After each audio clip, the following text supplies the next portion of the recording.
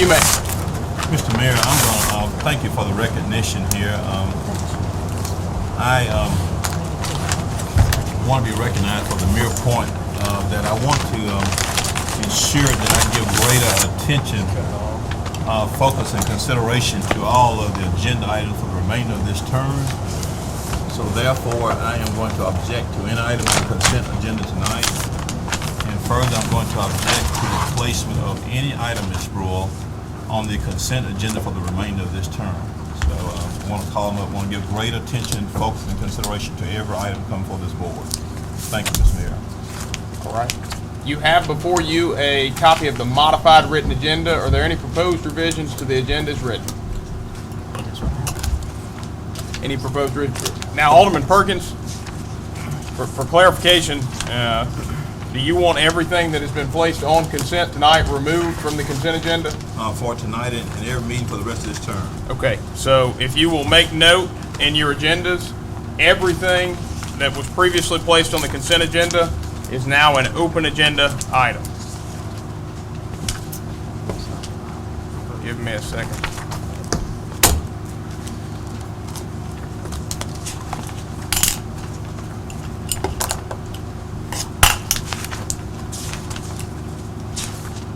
All right. Are there any further proposed revisions to the agenda?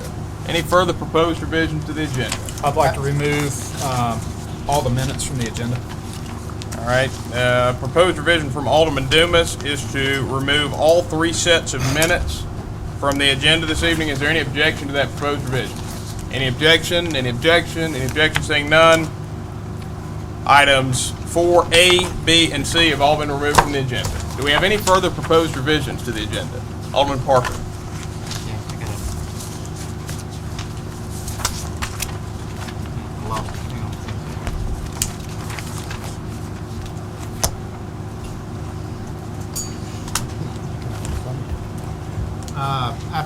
Mayor, after I spoke with City Planner Ben Griffith, and he and I are going to get together. I didn't have enough information in my packet for the revised fee schedule for the building department, so he and I are he's going to provide me a little more information, so I'd like to delete that off the agenda for this meeting. Proposed revision from Alderman Parker is to remove item 10C, the consideration of the adoption of a revised fee schedule. Any objection? Any objection? Any objection? Seeing none, that matter's been removed from the agenda. Do we have further proposed revisions to the agenda? Any further proposed revisions to the agenda as written?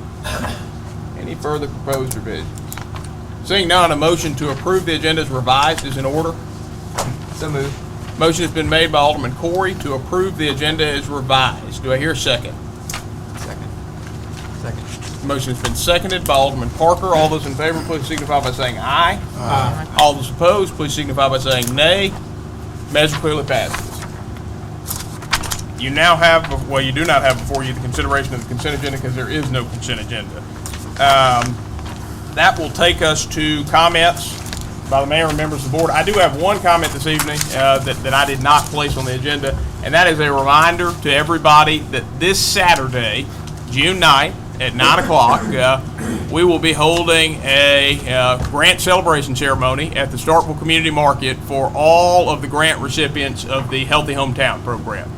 And they will all be making presentations, having now been fully authorized to receive the grants on their progress and how their programs are going to impact the community.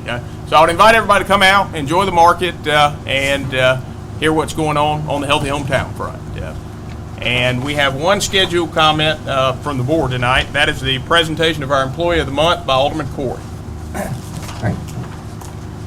Tonight I have the honor of announcing our Employee of the Month, who is Jason Horner in our Starkville Electric Department. And I'm going to give him a moment to stand. Jason Horner is the City of Starkville Employee of the Month for June of 2012. Jason is a system engineer at Starkville Electric and has worked for the City of Starkville since January of 2006. Jason is a professional, dedicated, and dependable employee. His willingness to go that extra mile makes him a tremendous asset to Starkville Electric. Recently, Jason took the lead in the implementation of the LED street lighting program. His commitment to excellence and attention to details resulted in meeting all program guidelines within budget. He also serves as the point person for the ongoing maintenance and operation of the city traffic system. Jason's dedication to overseeing this important component of the city infrastructure has been shown by the considerable progress in the replacement and upgrades of various intersection controls. Although progress has been made, there is still a lot to do as time and funds allow. Jason was also instrumental in the design and installation of the downtown lighting system. Jason represents Starkville Electric and the City of Starkville well, as he serves on the Development Review Committee, working with contractors, consultants, and owners on both new and expansion projects. Jason works to find solutions on various unique and challenging requests that arise from the special needs and events within the city. His commitment to quality service is an asset to Starkville Electric as well as the City of Starkville. Jason should be commended for the extra effort he gives in his everyday activities and the example he sets for his fellow employees. City of Starkville is proud to recognize Jason Horner as Employee of the Month for June 2012.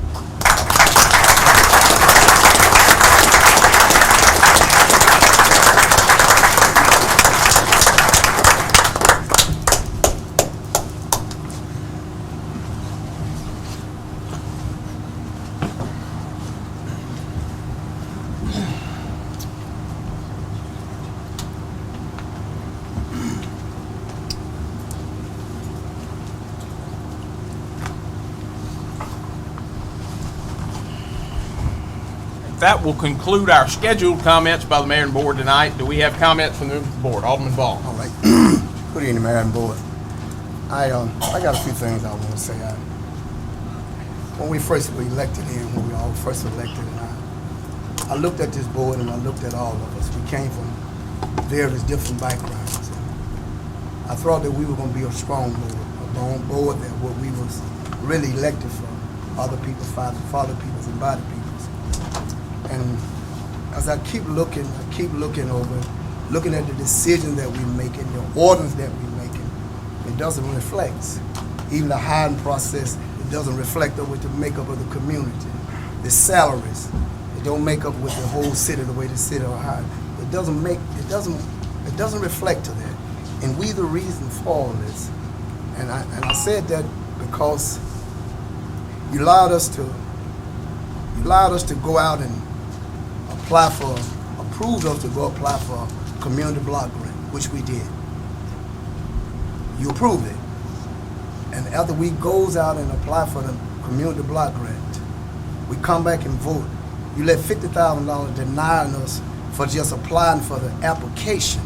It wasn't for the grant, it was just for the application. But I can see where we can take hundreds of thousands, just throw them away. But we couldn't even just approve $50,000 for this. And I hear us say, we come here, we say, American Legion to the flag and justice for all. I wish we could replace that with the Lord's Prayer, because it's not justice for all, because it's showing us not justice for all.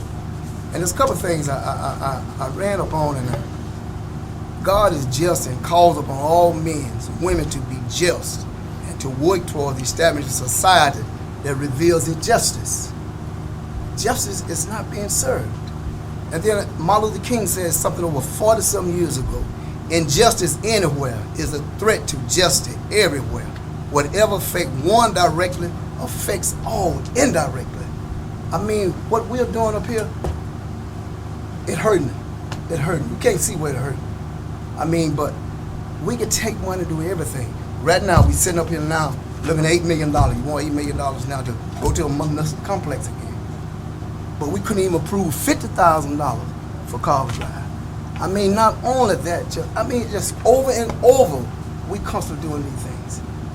I mean, this ain't gonna affect our children down the road. We might not think it might not, but what we are doing here, all this injustice that we are doing, it's gonna pay off after a while. We're gonna see it somewhere. Because 1 John 3:1 says, see what love the Father has given us, that we all be called children of God. Are we being treated like God, children? No. Certain errors? Yes. Certain errors? No. I just wish we could do the right thing, do what the people elected us for, and make the best wise decision. Because 5 vote yes, that don't make it right. That don't make it right. Because 5 vote yes. I'm a man, I'm gonna stand up. If I had to stand by myself, I'm gonna stand for what's right. And I feel sorry for the one, and that was very low, very unprofessional, and unjust, the things that were said about Carver Drive at the last board meeting and the things that were put in the paper that was so unprofessional. You're talking about the peoples. You're not talking about Carver Drive. You're talking about the people who live in Carver Drive. That's what you're talking about. I wouldn't talk about nobody. And to be an elected official, that is very unprofessional for us to sit up and do that. And that's what we done. We put it in the paper and we said it. That's very unprofessional for you to talk about somebody that they elected you. You elected you to be over them. That's bad. And I wouldn't talk about nobody like that. They got to deal with the snakes, the fly. So what? That's what you say. But we keep hollering about the quality of life for everybody. Is that the quality of life? Something they've been begging and asking for 30 years? Is that the quality of life? Some of the orders that we make, is that the quality of life for everybody? Is that the quality of life? We got development. We ain't come here because some of the crazy orders that we have made. But we won't go back and amend them. We got our own personal agendas, and that's not what this board is supposed to be about. It's supposed to be about the city of Starkville. That's what this board is supposed to be about. And we're reluctant to do that. We're reluctant to serve the whole city of Starkville. We have our own picks that which we're going to do something for. Thank you, Mr. Mayor. Do we have any further comments from the members of the board? Any further comments from the members of the board? Seeing none, we'll move to citizen comments. At this time, any citizen wishing to make comments this evening may do so by coming forward, introducing yourself, and you'll be recognized to speak for a maximum of 3 minutes.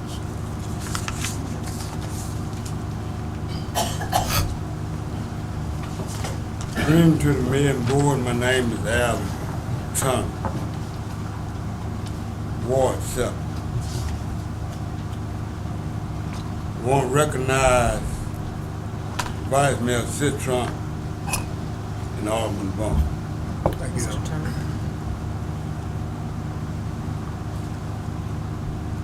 I live by this best I can because I don't want Barney told me about it. You have to treat people the way that you want to be treated. You can't have picks and choose. That is not leadership. That's doing what you want to do, when you want to do, however you want to do. Citizens, the city clerk position, the NACP and the citizens will be all eyes and ears. No tricks, please, because we fought before. No tricks. The Carver Drive situation. Those people come up dead there, the blood is on your hands. Just because you don't have to live in it, that don't mean that you let other people live in it. Thank you. Thank you, Mr. Turner. Do we have any further citizen comments? As a Carver Drive citizen for 31 years, I think my house was the first one on the block down there. This has not just been an ongoing, it has been forever. There are citizens' houses that are being opened up by the ditch. The unearthing of the soil where I can bury a person in my backyard before you because it's falling into the yard in my yard. In the ditch, yes, there are fishes, mosquitoes, snakes. I have to make sure I guard those with a hoe to make sure that the snake don't get me before I get him. That it does need covering and completed. And I just like to say, if you said you was gonna do it, because I think that you did the work before you came out and agreed. We need that ditch covered drastically. We have children now, grandchildren now. We want our side of town to be just as safe as any other side of town, in that capacity as well as others. But we're not getting it. Can you state your name so it can be recorded in the minutes? Margaret Mason. Hold on 1 second. We've got, no, you. Councilman. I'm Gloria Bagwell Rowland, and I'm here on behalf of the steering committee for the 175th birthday celebration for our fine Starkville. We came to thank all of you for your help in helping us put together the kickoff celebration on May 11th. So we want to thank the city, Mayor Wiseman, the police department, especially Chief Lindley and Captain Thomas, the businesses who participated, and we hope that everyone will continue throughout the upcoming year in participating. I know a lot of the restaurants are having celebratory desserts available. We have speakers who can talk on various subjects that are available for events and groups, and I believe on the first one of those is June 20th at the Public Library at 7 o'clock. Jack Forbes is talking about the road from Mayhew, how Starkville grew from the Mayhew community. The M Club has a panel on the 27th at the Starkville Cafe. Later in the summer, Michelle Jones will present a program on all the great architecture we have around our community. So thank you all again, and we hope that everyone will participate. Particularly, I forgot this, we have an old-fashioned community parade scheduled for the New South weekend. So we hope the businesses will participate with some floats, and that all the community members will join in the old-fashioned parade with your children and their little red wagons and balloons, and we'll have a grand celebration. So thanks to all of you. Thank you, Ms. Rowland. My name is Diane Fox. I'm also campaigning on the Carver Drive issue. We are the home of the Bulldog, of the Yellow Jacket, Varsity. We supported Parker Wiseman, which we respect very dearly. I supported him. If you all would do what you all are supposed to as far as the Carver Drive issue, we don't have to continue to talk about the hazard. We know that. If we can stop all this bickering among yourself, you all getting worse than the people in the Columbus district. Maybe we need to seek a citation from the Department of Human Health, or maybe we need to do what we need to do. I leave you with this here. These are the people's tax dollars that we pay you all. We want you all to ensure and do what is right. We should keep hearing about Carver Drive, ditch, mosquitoes. You know this here. Let's do what is right. Let's support the Carver Drive ditch, please. Thank you.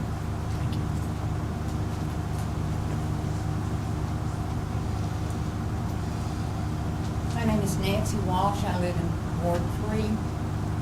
I want to urge the board to approve and move forward with the lease proposal, which will enable us to have a new city hall and to have a renovated building here, which will meet the needs of the police department. The problems are not going to go away. They're just going to accelerate. We've already outgrown the facilities that we have, and I think the proposal before you all is one which will meet not only the needs now, but the needs of the city as we continue to grow. I thank you for your consideration. Thank you. I'm one of the members of Carver Drive. I live down there, and last time I was here, they was going to do something about the ditch. So they said they would finance them for 40 feet. And 40 feet is not going to do anything. If you're going to do anything, you have to complete a ditch. You can't little bit and little bit, because it's regular wash back. And we are asking. We're not complaining about all the deers and all the other things. You know, the deers eat up the garden. So therefore, we need help about the ditch.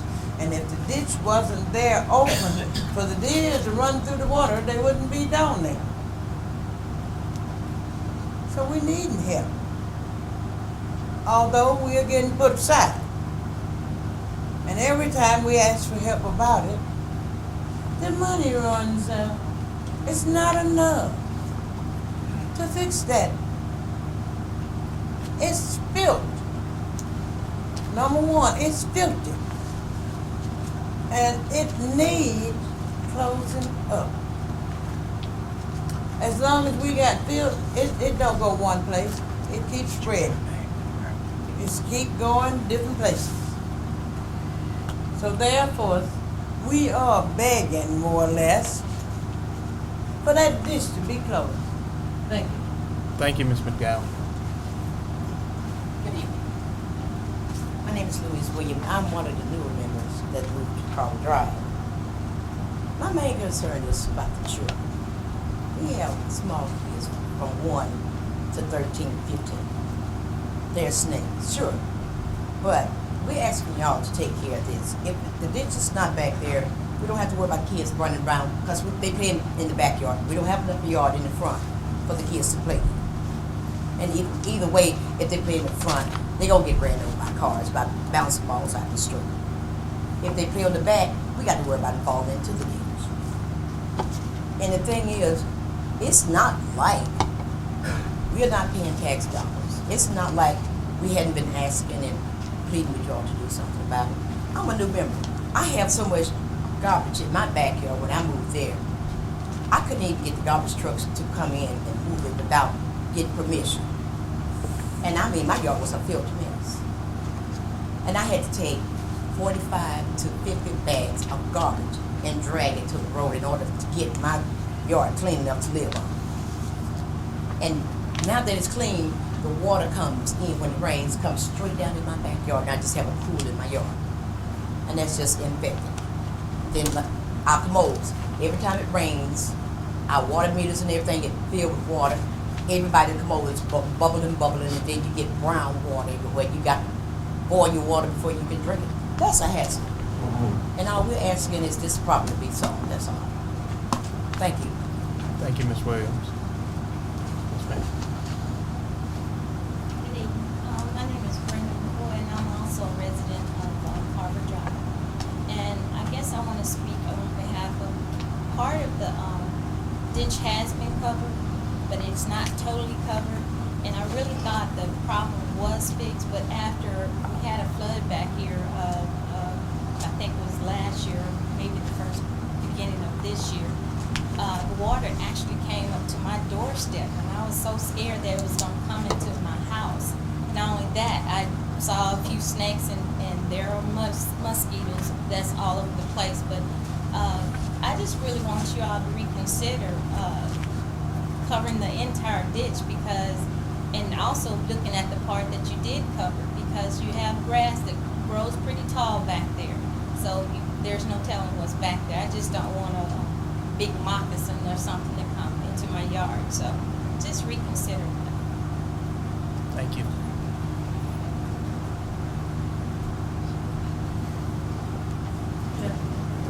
My name is Vanessa Williams Patterson. I live at 504 Carver Drive.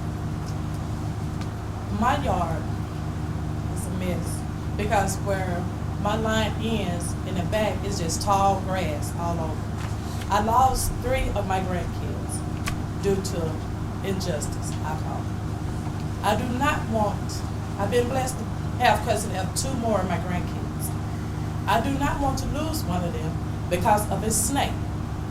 We have found them in the yard and in the back door. When it rains, the water does come to the backyard. Now, I have to buy off every other day just to put on my girls to go outside to play, so they won't get bitten by the mosquitoes and the flies. Now, if these was your kids or your grandkids, I think this matter would have been solved a long time ago. Please, I am begging. I do not want to lose any more of my grandkids due to something that we as citizens should. And I think you should look at 504 Carver and think about your kids out there. Would you want it to be like that? I think not. So please, when you go home, pray and thank what our kids are going through. They cannot play in the backyard. They can't play in the front. Yes, we do have parks that we can take them to, but is it fair for us to pay tax money for a backyard when we don't have it? So I ask you, when you go home tonight, think of your kids and your grandkids and how you would like them to be raised in something that you're paying your hard-earned money for and you're paying taxes. And that's all I have to say. Thank you very much. Thank you, Ms. Patterson. Do we have any further citizen comments?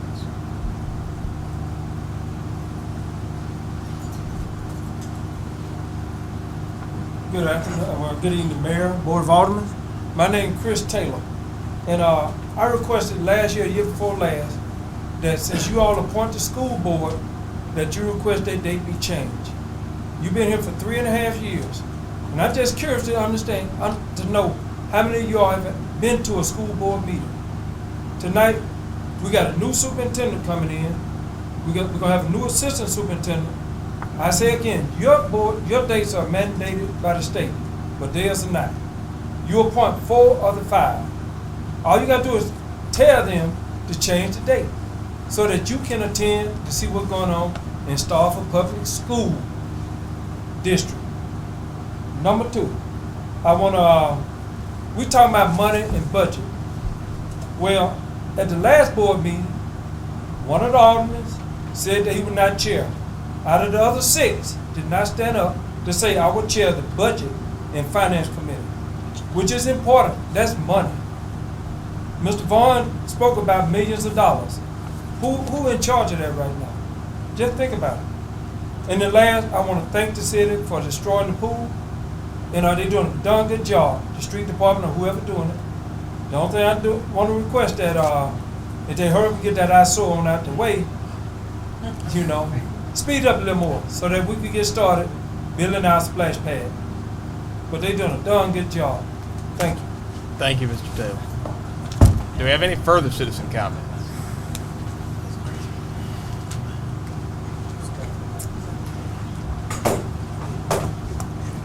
Good afternoon to the board and also to my alderman, Ward 6, Mr. Perkins. I would just like to say kudos to you and Mr. Henry for doing what you do there. I understand when you have an imbalance and injustice of what you're trying to do, and you have everybody else that beat for themselves and you're not invited. You know, when you come with your mind made up, you know what to do and it's the right thing to do. These people have been asking for the last, ever since this administrator came in and then from the last administration come in to do something. And all we can think about is fixing up what the voters voted down. We're wasting our time backslide. That's what we're doing. That's all we can think about is we need that building. Well, these people need their road. They need their road and they need their yard so their children can play in. They do. They need it. And it's guaranteed to them because they pay taxes too. I just want to tell you, if you can't look at these kind of things, get yourself out. Don't wait till people vote you out. Get yourself out. Say, I didn't do it, and I'm not for the other side, and that's it. Because race difference going to always be around. But this right here is called city indifference with money. I want you all to think about the problems that we have here in Starkville. They're not coming from other people because Columbus is on a darn good road. I would just like to tell you, please consider the ditch and leave the jail. Just leave the city hall where it is. People voted it down. If you don't believe it, go back in the record and state that it was voted down. Please do what's right. Thank you. Thank you, Ms. Isaac. Do we have any further citizen comments? Any further citizen comments? Do we have any further citizen comments?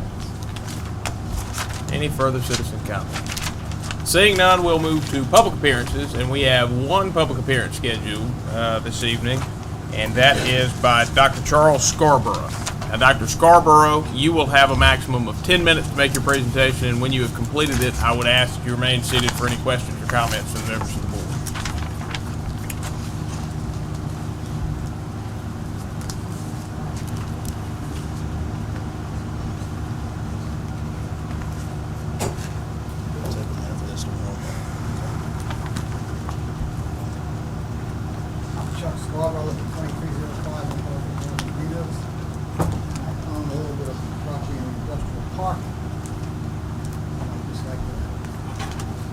Acquaint you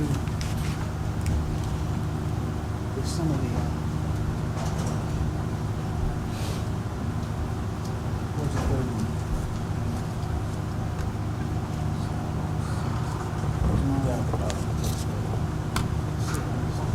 Oh, down the bottom. That's right. Okay. And now get there.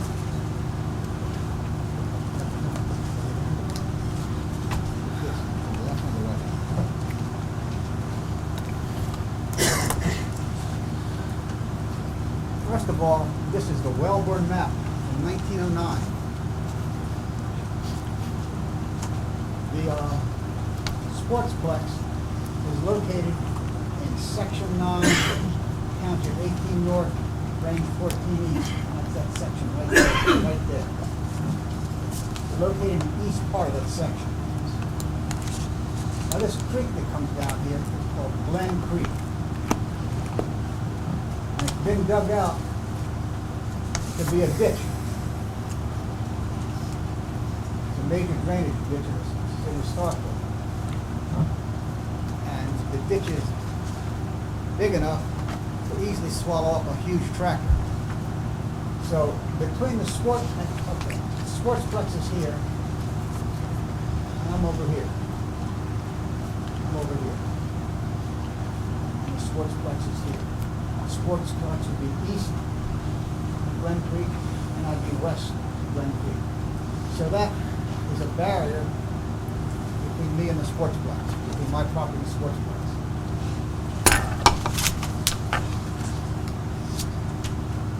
And now I'd like to show you the tax map, which will, let me see, how do I get rid of this guy? Issues the mine.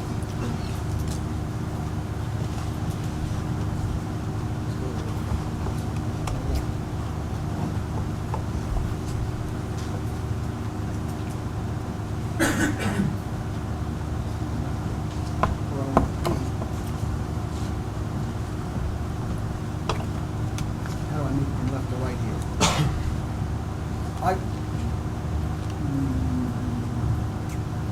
Okay, it's kind of up. Can I rotate it? Rotate it.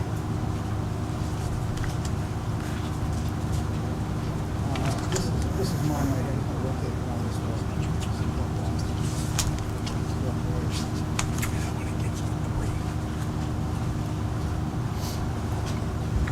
Okay, thanks.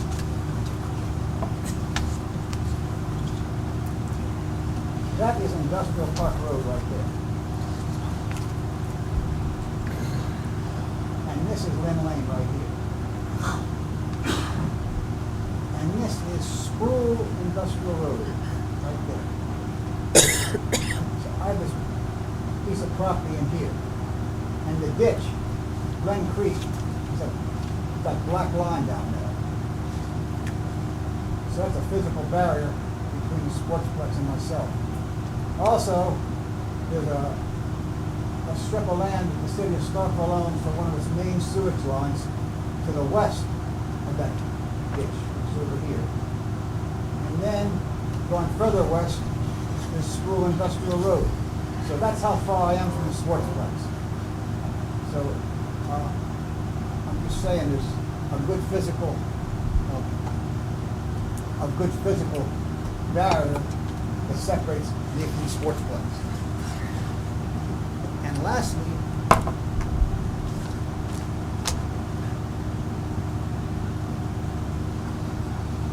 I would like to show you the proposed. I don't work this thing too well. I can work my own, but not this one. I want to go to the sidewalk development. Go down there to the left. Okay. This, as I understand it, is a proposed sidewalk development map. And the red is the sidewalk development area. And the white is outside of the sidewalk development area. Again, this is Industrial Road right there. That's Lynn Lane right there. And this is Sproul Industrial Road right here. And so, as I understand it now, all of this will be excluded. That's my property there.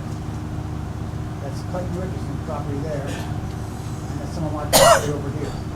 That will be outside of the sidewalk development area, as I understand it. And that needs my approval. And that concludes my presentation. Any questions or comments from the members of the board? Any questions or comments from the members of the board? Seeing none, thank you, Dr. Scarborough.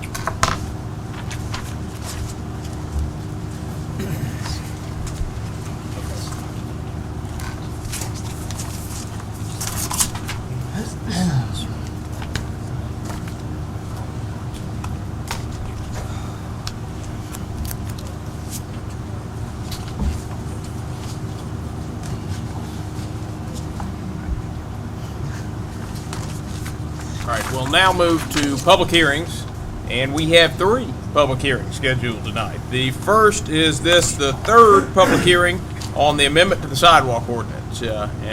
Alderman Dumas, would you like to introduce? Those lights back on. Do you have that laser? And can I click forward to the shuttle? Okay. Thank you. Well, I'll make this quick since this is the third public hearing that we've gone through here.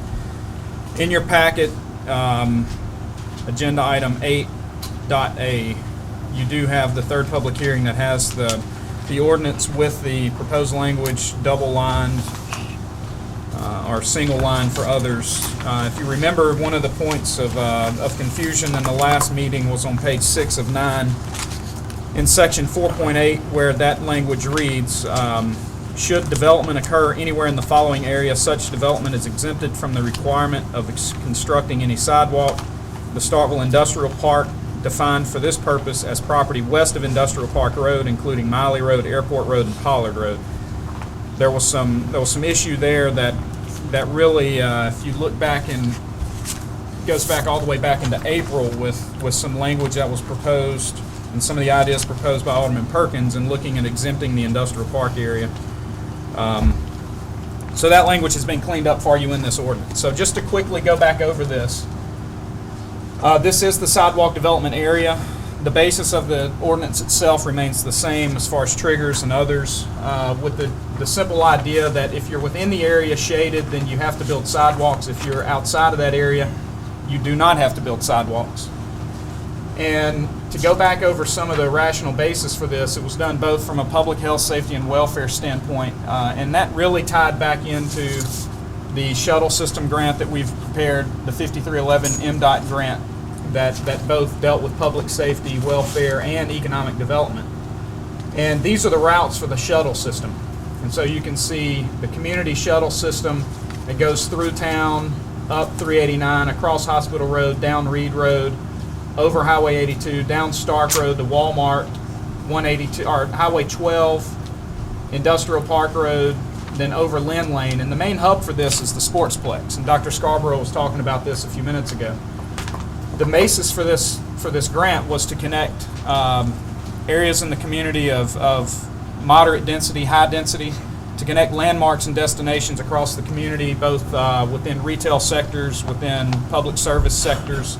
So your Department of Medicaid, for example, your Ability Works area, community counseling, healthcare on Hospital Road. And that was the purpose for this community shuttle route. And so as you can see, it's pretty easy to look within the road network that you see and the parcel network that you see the areas of density that really make sense for sidewalk development and walkability. And we really tried to tie that in with the shuttle system because the basis of this is to serve both student population, other populations in town, underserved populations, with the general idea that we want to get those individuals, as many as we can, to and from work, to and from their residence, to and from the services that they need on a daily basis. And so that ties along with Highway 12. And one of the key issues that we talked about the last time, some of these have logical barriers. You see the 4-lane highway, which makes a logical barrier, Reed Road, which makes a logical barrier. Some of these areas are included because of our sidewalk development on Garrett Road recently, on Reed Road recently. Highway 12 extended is a logical barrier.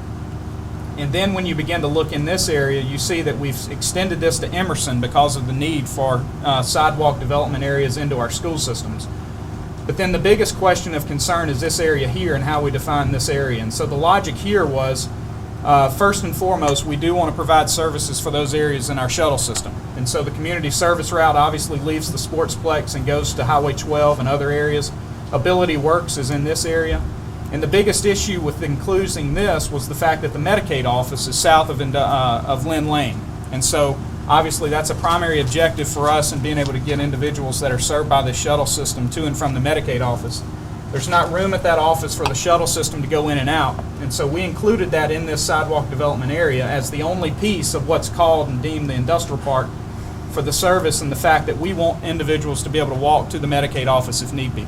As we talked last time, I think it's an awful decision to put the Medicaid office in a manufacturing land use. That should have been better thought out from the standpoint of construction and development from being adjacent to individuals they serve, but unfortunately we have to deal with what we're given. Therefore, this area is included in the sidewalk development area as one of the prime areas that's outside of the shuttle system as defined. So with that, unless anybody has specific questions that I can answer that we haven't talked about in the previous two public hearings, I will yield the floor. Any questions? Alderman Perkins. Mr. Mayor, I want to talk out the fans right behind me. Mr. Mayor, I want to ask the gentleman from 5, in the proposal that's the subject matter of the public hearing, are we strictly talking about the 4.8 being only exempting the property just to the west of Industrial Park Road as opposed to the east of Industrial Park Road? That is correct. Okay. So the draft that we have before us tonight, it's real clear that we're just only doing the west side of Industrial Park and not the east side. That's correct. Thank you, Mr. Mayor. Any further questions or comments from the members of the board? Alderman Carver. Just for clarification again, with this map and with this scenario we've got here, will all of the industrial park area be exempt? Mallard, Poly Airport, Yep. Yeah, as written, and that was some of the confusion last time. So on 4.8, it clearly exempts, I forgot where, the west side of Industrial Park Road, and that includes Miley Drive, Airport Road, and Pollard Road. both sides? Yep. Only the west side of Industrial, because as you can see, the east side of Industrial up to Sproul Industrial and the Medicaid office is included. Where Rackley would be on the east and then... That's correct. Yeah. Is that for your Lynn Lane connector? Is that what was... Yep. Yeah, and that's another significant point. You know, we've got a capital project that includes a bike path, Lynn Lane multi-use path along Lynn Lane. You've got 2 significant park systems there, so that's a key other part of that whole sidewalk network.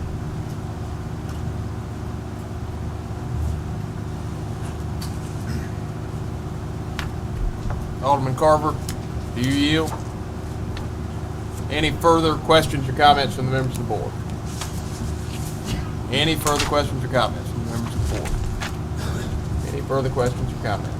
Seeing none, we'll move to the citizen comment portion of the public hearing. And we will conduct this as is our standard practice for public hearings on ordinance revisions.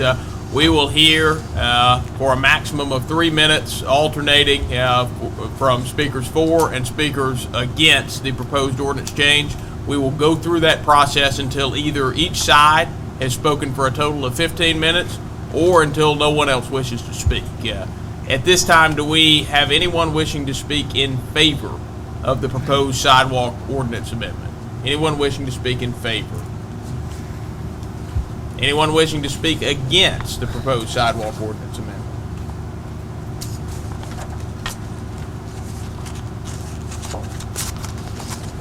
Good evening to the mayor and board. My name is Alvin Turner, Ward 7.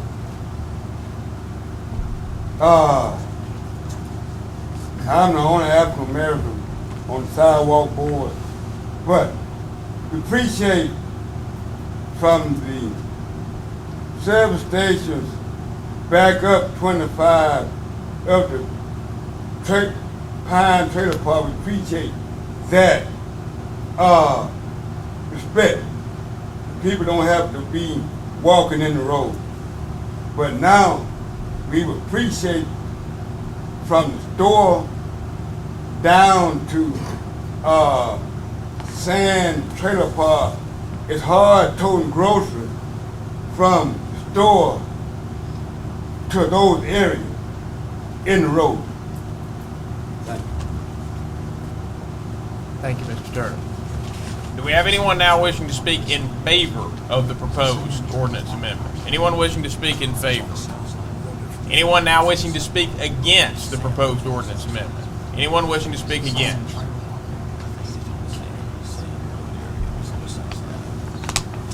Yes, sir.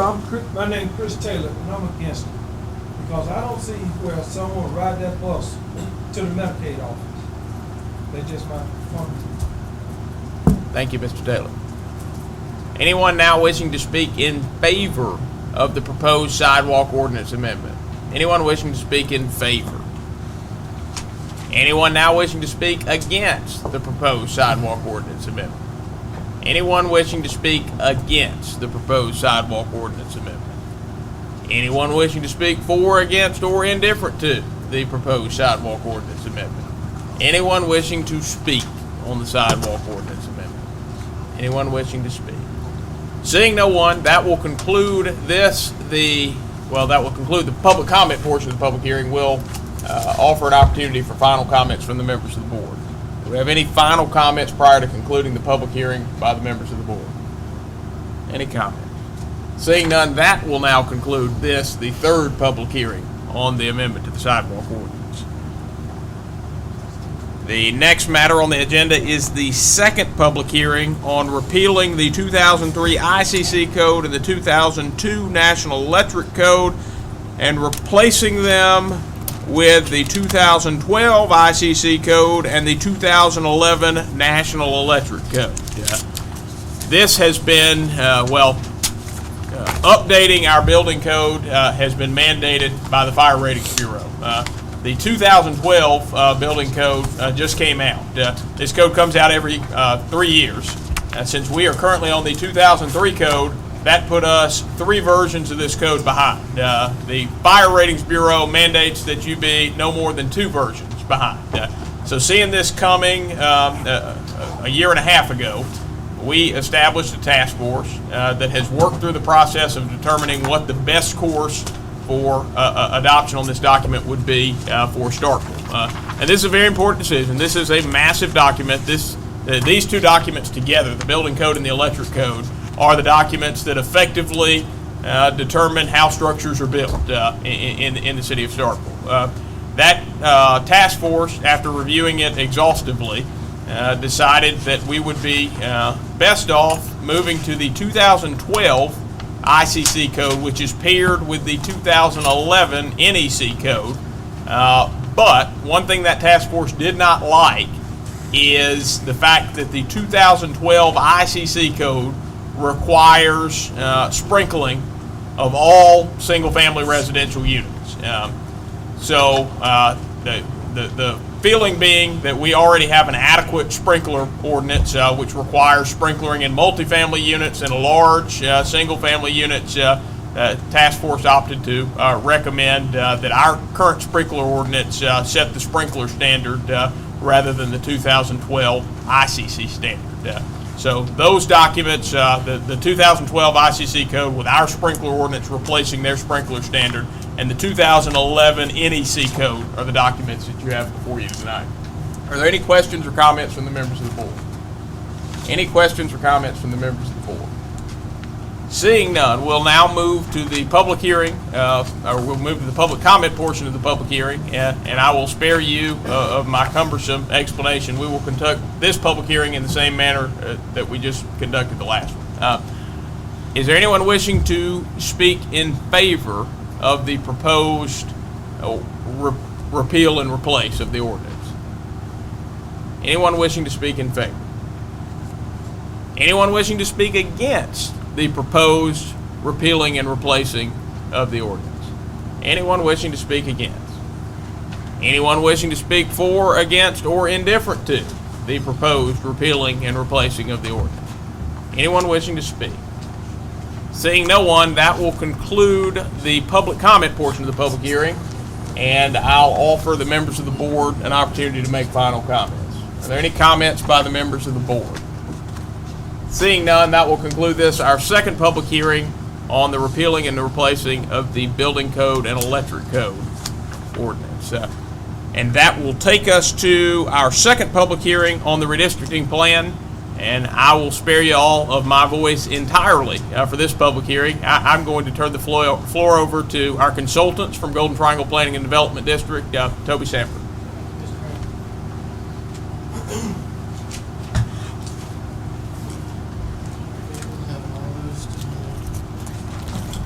I'm going to pass around the sign-in sheet. Everybody is here to sign in. There's a place to state whether you would or would not like to make a comment. We're going to go over 2 plans we're going to show tonight, and then the call. If you have any comments you'd like to make.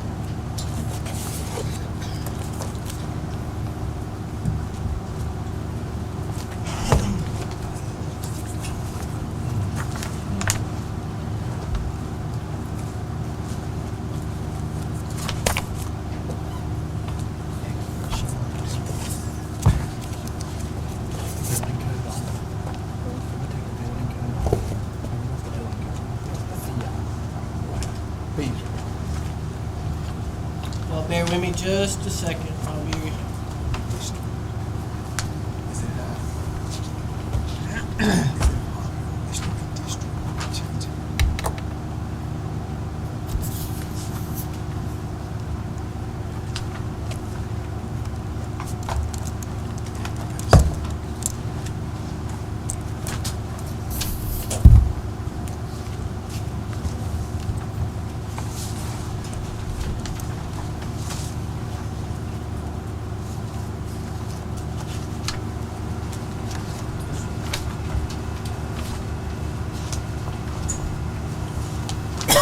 Mr. Mayor, would any of y'all need one of these? It's the same one we handed out. I'll need them.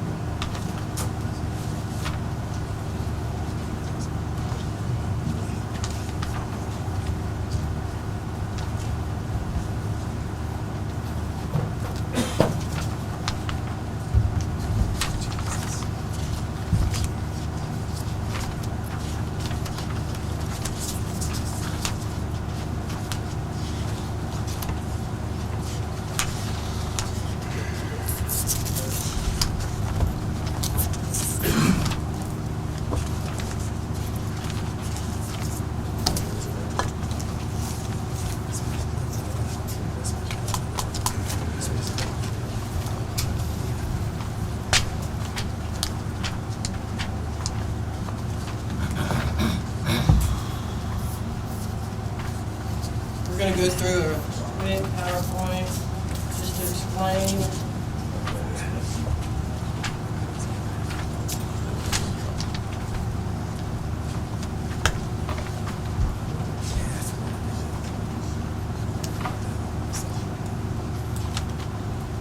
Just to explain what redistricting is, how the Census Bureau counts people, why they count people. And then we'll go over the two plans that we have proposed to you. All right, redistricting. In 1790, the U.S. government conducted the first census, Constitution Article 1, Section 2, saying that it's been conducted ever since in any year ending in 0. So every 10 years we have the census. The first decennial census was a simple count, consisted of 6 questions and counted approximately 3.9 million people, and that's that 1790 census. In 2010, 1 million census workers assisted the Census Bureau in counting more than 300 million people in the nation's inhabitants. We're going to go over a little census geography. The census tract is the largest level of census geography. And this is the state of Mississippi. That's where we are right there. These are census tracts. And not only is Mississippi covered in census tracts, but the entire state. And a tract is a large area of land consisting of people that they count. So you see here on Timpaha County, this is a tract, that's a tract, that's a tract, and every one of those tracts has a number. So they know how many people live within each one of those tracts. The next level is called the block group. It's the middle level of census geography. And you can see here, we have the block group, 1, 2, 3, 4, 5, and out of that total block group, there's a population of 7,820 counted by the census. The next level is going to be the census block. See all these little blue lines? All those are census blocks, and the census block is the smallest form of census geography. So we zoom down to here and you can see that that looks like a river. Well, those are usually what boundaries for a census block. So that's a block right there, 2083. It's in tract 950700. is in block group 2. There's 623 people in block group 2 within this tract, and then within this block, it has a specific number of people. So this block right here, this is Highway 12, Taylor Road, out in the county. You can see a total population of 12 people. This block right here is a total population of 2 people, 6 people. So the Census Bureau uses this geography to count where people are located. But every 10 years, you probably remember it a few years ago, you fill out your form, you fill it out, it's located to the block that you live in. That's how they know how many people live here. Now, they do make mistakes. These are the Starkville wards. 1, 2, 3, 4, 5, 6, and 7. These are the existing Starkville wards. Starkville population. 2010 population count. They counted 23,888 people. 1,243 white, 273 black, 68 other, and that other usually makes up American Indian, Asian, Hopi Indian, and Hispanic. So, to get this ideal number, to know how many people you would like to live in each district, you take it by how many wards you have, divide the total number of people. So in an ideal world, we'd have 3,413 people living per district in the city of Starkville. Section 2 of the Voting Rights Act says that one man, one vote. The variance of the least populous and the most populous district cannot exceed 10%. So, Ward 1. When you do the 2010 census overlay, take the existing ward boundaries that the city of Starkville has and you overlay it on top of the 2010 census data. And that tells you how many people live there. So Ward 1 has 1,710 too many people. And if you look in our handouts, I don't know if we had enough right now, but at the top, all these numbers are on there. That's what's called your benchmark. That's telling you that 2010 census data and the existing ward boundary. All those numbers are located within that table. So Ward 2 is minus 706, so it's below that ideal number. 3 is above that ideal number with 1,101. 4 is below minus 374. 5 is below minus 582. 6 is below minus 649. And 7 is below minus 503. So what you want to do is take those numbers and even out the population amongst the wards. This is that benchmark 2010. So you take that total number that actually live there by the Census Bureau count, that ideal number, and you come up with a deviation. So that's how you come up with just Ward 1 having 1,710 too many people. You take that number and you divide it by the ideal, which most populous and least populous. So you get that 1,710 above, that minus 706 below. You take the number, the deviation, divide it by that ideal number, you come up with a percent. So our percent is 50.1%. You do it for the least populous, it comes out to be minus 20.6%. You get that maximum variance. You add the two together, irregardless of that negative number, and you come up with a maximum variance. And for the city of Starkville, it comes out to be 70.8%, above the allowable 10%. The redistricting is required by federal law. So we got Plan 1. We're not going to do Plan 1. We're going to go over the most favored plans at the moment, 3 and 4. So we got Plan 3. So to even out this population, down here at the bottom, we have the new population count after moving these lines. So you can see here that this area right here moved from Ward 1 to Ward 7. This right here moved from Ward 1 to Ward 6. This little area right here went from 1 to 2. This one down here went from 3 to 2. That's around Deerfield. To pick up the population for Ward 4, we brought it down through here to pick up because it needed 374 people. We brought it down, picking up the amount of people it needed, which worked out because 3 needed to give up about 1,100 people. So they have to go somewhere. This right here moved from 43. This right here moved from 45, right around that area. This right here moved from 7 to 5. This right here moved from 7 to 6, 5 to 6, and from 5 to 6. In the original plan, I think I printed the wrong map. This right here is all 4, and that's the only difference between 3 and 4, is that we were trying to preserve the area where the zoning commissioner, to make sure he stayed in 3-4, to try to preserve that, and to try to preserve a historic district, to make sure it stayed in its ward and it stayed in its ward over here. So that is Plan 3. These figures are correct. So after doing all the moving people, Ward 1 still has the most populace. Ward 3 now has the least populace, making us a deviation of 7%, which is under the allowable 10%.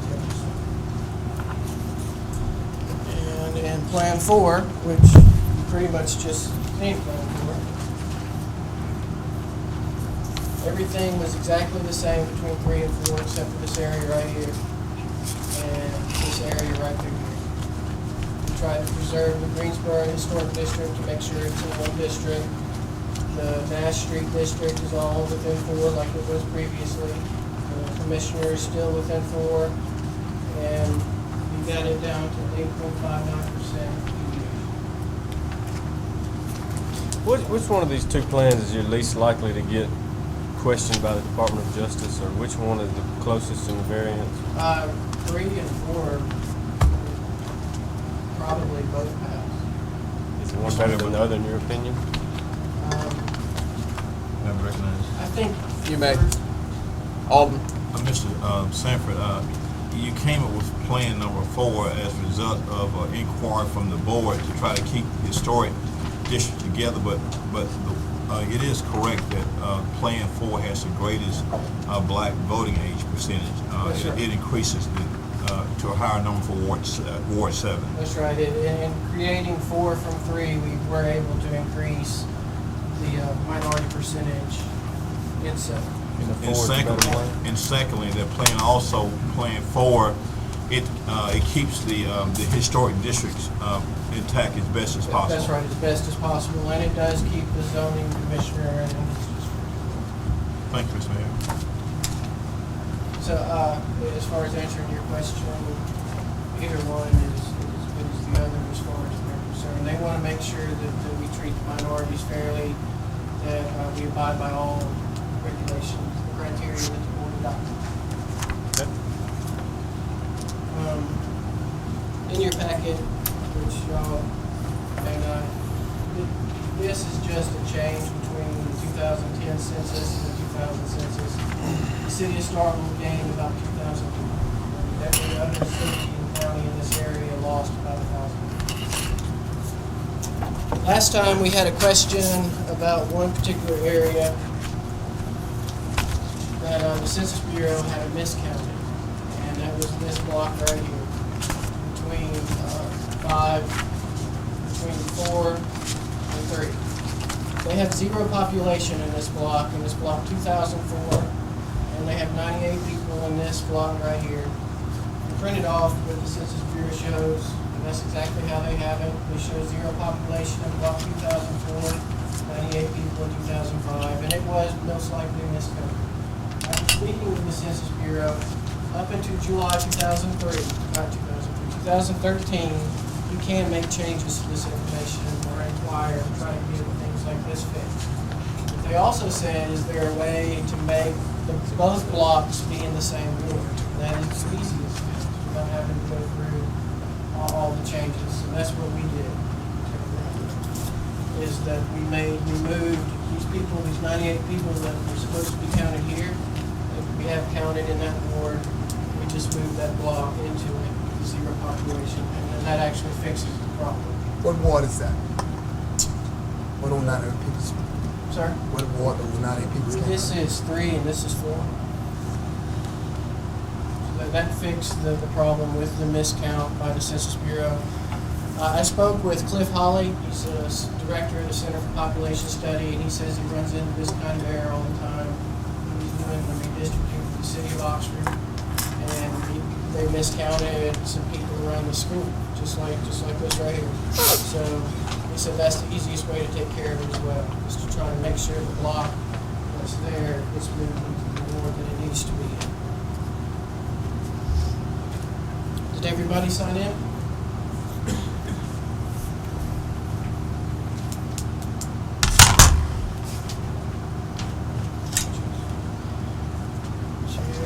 I have a few people that may want to make a comment. Miss Dorothy Isaac? Yes, ma'am.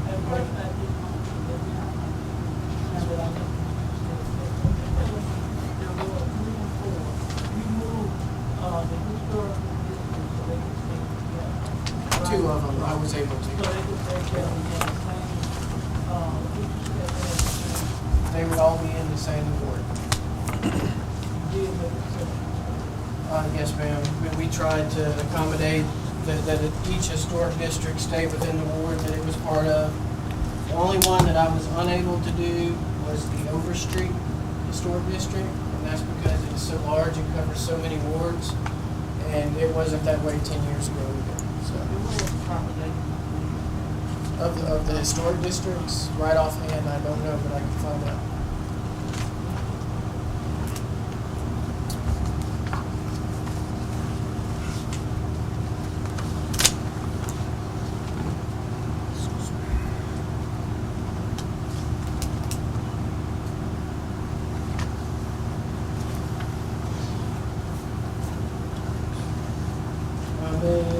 Turner? Alvin, Alvin? Yes, sir.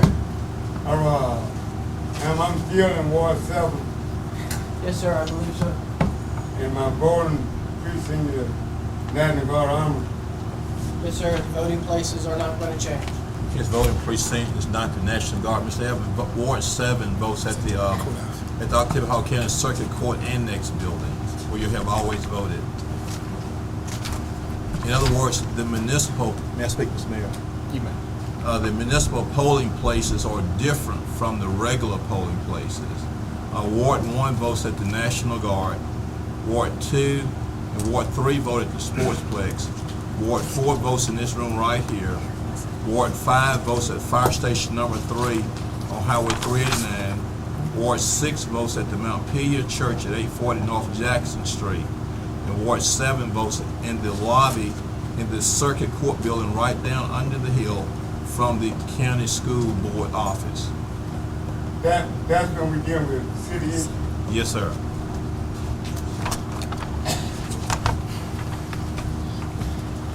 That take care of you, Mr. Turner? That's it, sir. All right, Miss Diane, you all? Yes, ma'am. I was ill when we had the first public hearing. That's when we had Plan 1 and 2. Plan 3 and 4 both discourage me. You are taking typical 11 acres and putting in Ward 4, jumping across South Montgomery when you could take the land on the east side of South Montgomery and put it up in Ward 4. Ward 4 is above it. You are having a voting place here rather than just down the street of the Sportsplex. And the land area in Ward 3 as it is now is very compatible with the interests of the people and the communities, and you are splitting that apart. I don't understand why in Plan 1 and 2, when you are using the west side, the east side, to create the larger ward for Ward 4, is not acceptable. I'm not asking about what is occurring here. Irrespective of who Alderman are, I'm just talking about community interest, the way we've had it, the continuous area that was, that's now getting all chopped up, jumping across maybe roadway, etc. And I would like to understand why that part 1 and 2 would not also be acceptable if we had to go with 3 and 4. Why would it not be usable? As I said, I feel I'm not able to be here to hear all that. Yes, ma'am. The reason that we did it like that, to keep this side within 3, was because Alderman in Ward 3 had supported it. Didn't want to give that area up. The Alderman gets elected this same we have elections, and the next Alderman might not have made that decision. Yes, ma'am. And I I'll be glad to speak to that. Oh, Parker. I don't remember which one was one or two, but in one of the plans, one of the goals is to keep neighborhoods together. In one of the plans, Sherwood Forest was divided by 3 different aldermen. So one neighborhood had 3 different aldermen for Sherwood Forest. The other plan, I think, had Sherwood Forest divided by 2, and it had Greenbrier split off. I think Greenbrier split off, but that plans 1 and 2 were dividing neighborhoods themselves. Instead of keeping blocks of neighborhoods together, it was actually dividing neighborhoods. Eric, when you talk about neighborhoods, though, it's not just the name of a subdivision neighborhood, it's the totality. And I have always, and a lot of people have always seen that the Colonial Hills, Timber Cove, Pleasant Acres are a community, and over in the Cabinet Place area too, the skated part of it. So, I mean, you're saying Sherwood Forest is getting all divided up, but our greater community that we have is also getting sliced. And it's unfortunate. I disagree with it. I'm requesting that you try to do it a different way. And I know that this is a lot of planning and everything like that. But I also know, staying within the requirements, you have Plan 1 and 2. There are many ways that needs to be drawn up. And my concern, and it's not just me, is that you not jump over and you think you're what east side, Sherwood Forest in Ward 3, and take the other one and stick it up to the rest of the ward, which is above Sherwood Forest. It is less compatible to what we have had. I've been here since 1983, Ward 3. One reason that 4 had to also go down was because he couldn't take any from 5. 5 had to have. Again, they could go down on the other side of South 6 and 7 are strong minority groups that are by court order have to stay above 63%, and we got them above the 63% mark.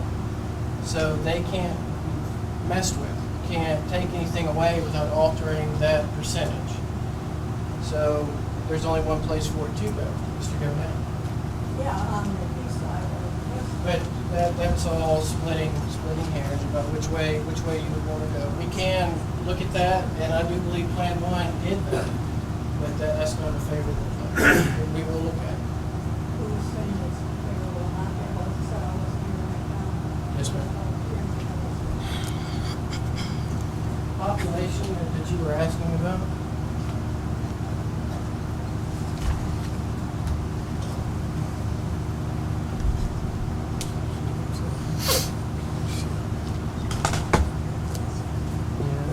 The historic districts don't follow census block boundaries. There's about 734 people that live around and in Greensboro City. And then the Nashland is very small. There's not very many people living there at all. 300 maybe, 312 in that Nash. And then the Overstreet Historic District, we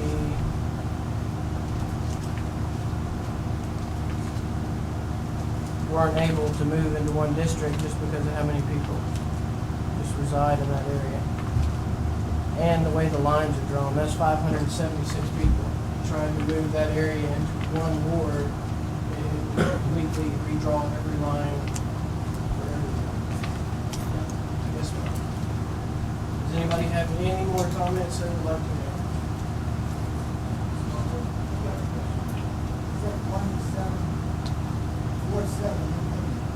Right here? This little piece right there. That goes to Ward 7?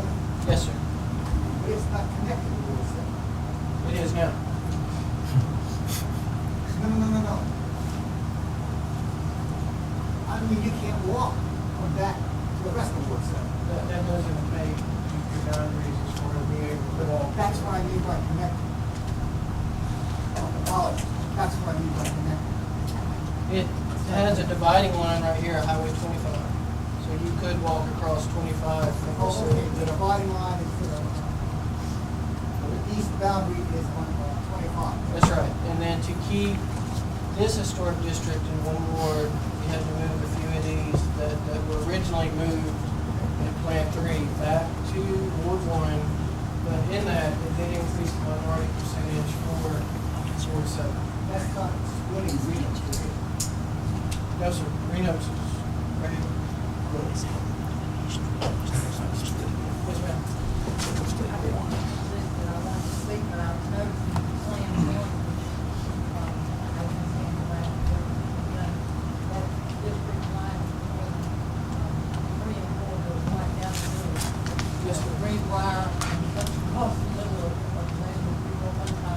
That's right, that's the reason we got rid of land water.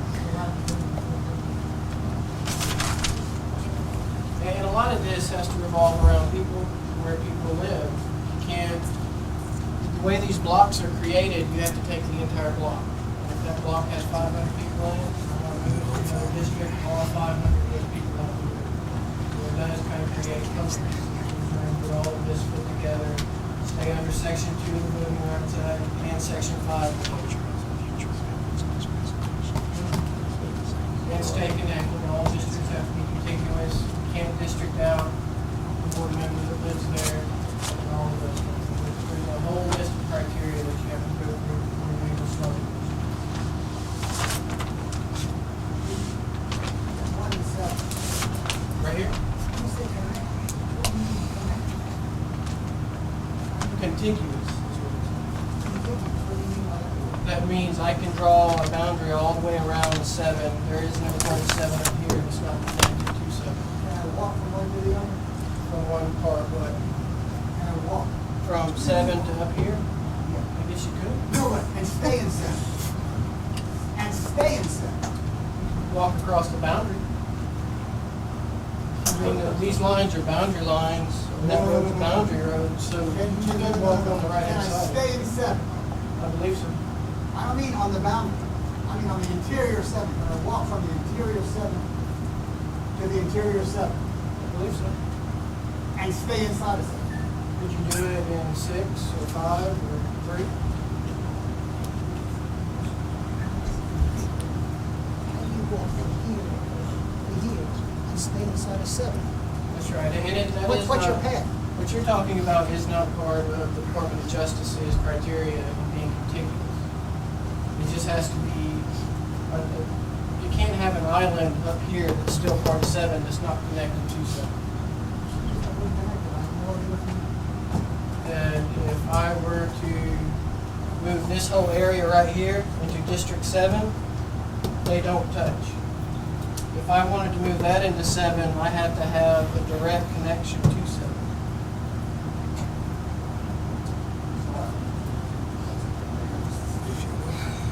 Does anybody else have any comment?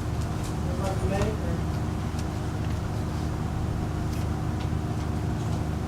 That will conclude this public hearing. Thank you very much.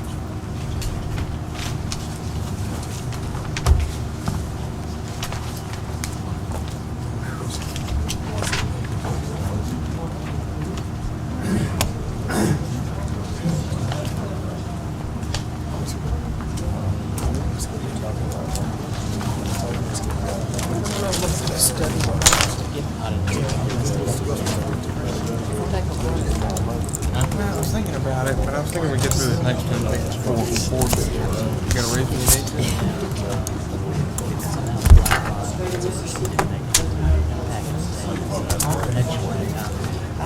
Okay.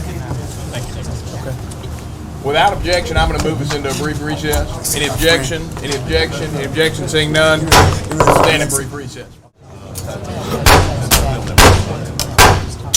The meeting will now come back to order. And the next matter on the agenda is the consideration of a resolution authorizing lease purchase of public buildings and related facilities. Last fall, when the bond referendum to build a new police station failed, we were left with no other way that it was going to be possible to meet our ever-growing facility needs with without contemplating a way that would not call for a tax increase or the issuance of general obligation bonds. And I'll be honest with you, I was doubtful that it was possible to meet our facility needs without a tax increase or without the issuance of general obligation bonds. It was clear to me that if we were going to be able to do that, we would have to think about the issue in a different way than we had thought of it in the past. And we decided to seek insight from the private sector as to how we might go about it. That process began in December. We issued a request for public-private partnership proposals, and in January, we received 2 proposals to build municipal facilities. In February, this board selected a proposal that was submitted by a project team led by West Construction to build a new city hall and court facility at the site of the old electric department at the end of Main Street. At the time the board accepted that proposal, they authorized me to negotiate that proposal with the project team into a final project. Since that time, we have met weekly, most weeks, and I would like to say with the project team in the room, that has been an absolute pleasure for me. Negotiating this project and finding a way that this works. And to me, it is a testament to what is possible when government and the private sector collaborate to meet public needs. This project that will be presented in a second is a project that allows us over the next 3 years to meet our municipal facility needs, and it does not involve a tax increase or the issuance of general obligation bonds. Again, when we started this, I had some doubt as to whether that was possible. And now you will see in this presentation that it is quite possible. And this is a plan that I'm very excited about. And I'm, at this time, going to turn it over to our project team to present the project. You'll hear first from the construction group, and they will be followed by the finance team that's going to explain the finance structure of the project. So at this time, the project team will come forward. Thank you, Mayor. Mayor, to the board, thank you for this opportunity to engage. First of all, I'm Rob Winkelfleck with West Brothers Construction. This is Briar Jones with Thomas and Associates. We're kind of like handling the construction side of this. The rest of our team, Keith Parsons, Randy Wall, Demery Grubbs. Keith and Randy are with Jones Walker, Jackson, and Demery from Vicksburg as a financial consultant. I do want to reciprocate the pleasure that it has been over the last 6 months to be engaged with the team to put this presentation together. West Brothers Construction and Briar Jones basically formed a team to present a proposal in response to the RFP, and we're going to basically just present this the 6 months worth of work that we put in form of this project. Briar will go through the location of the project, the schematic to this point, and then I'll hit on the schedule of the project from this point forward, and the budget for the project from this point forward, and the legal guys will take it from there, and then we'll follow up with finance. When we responded to the RFP, we knew that the need was kind of a twofold need. Number one, to get the city hall, quote unquote, departments out of this city hall into a new facility and establish a fully functional facility for the police department. Now, the RFP wasn't a twofold RFP, but it's our trust that that'll basically unfold down the line. So what you'll see is slice one of this as far as the schedule and the budget is concerned, and then slice two, which is the police department and our commitment to Presbyterian with that. So. Okay.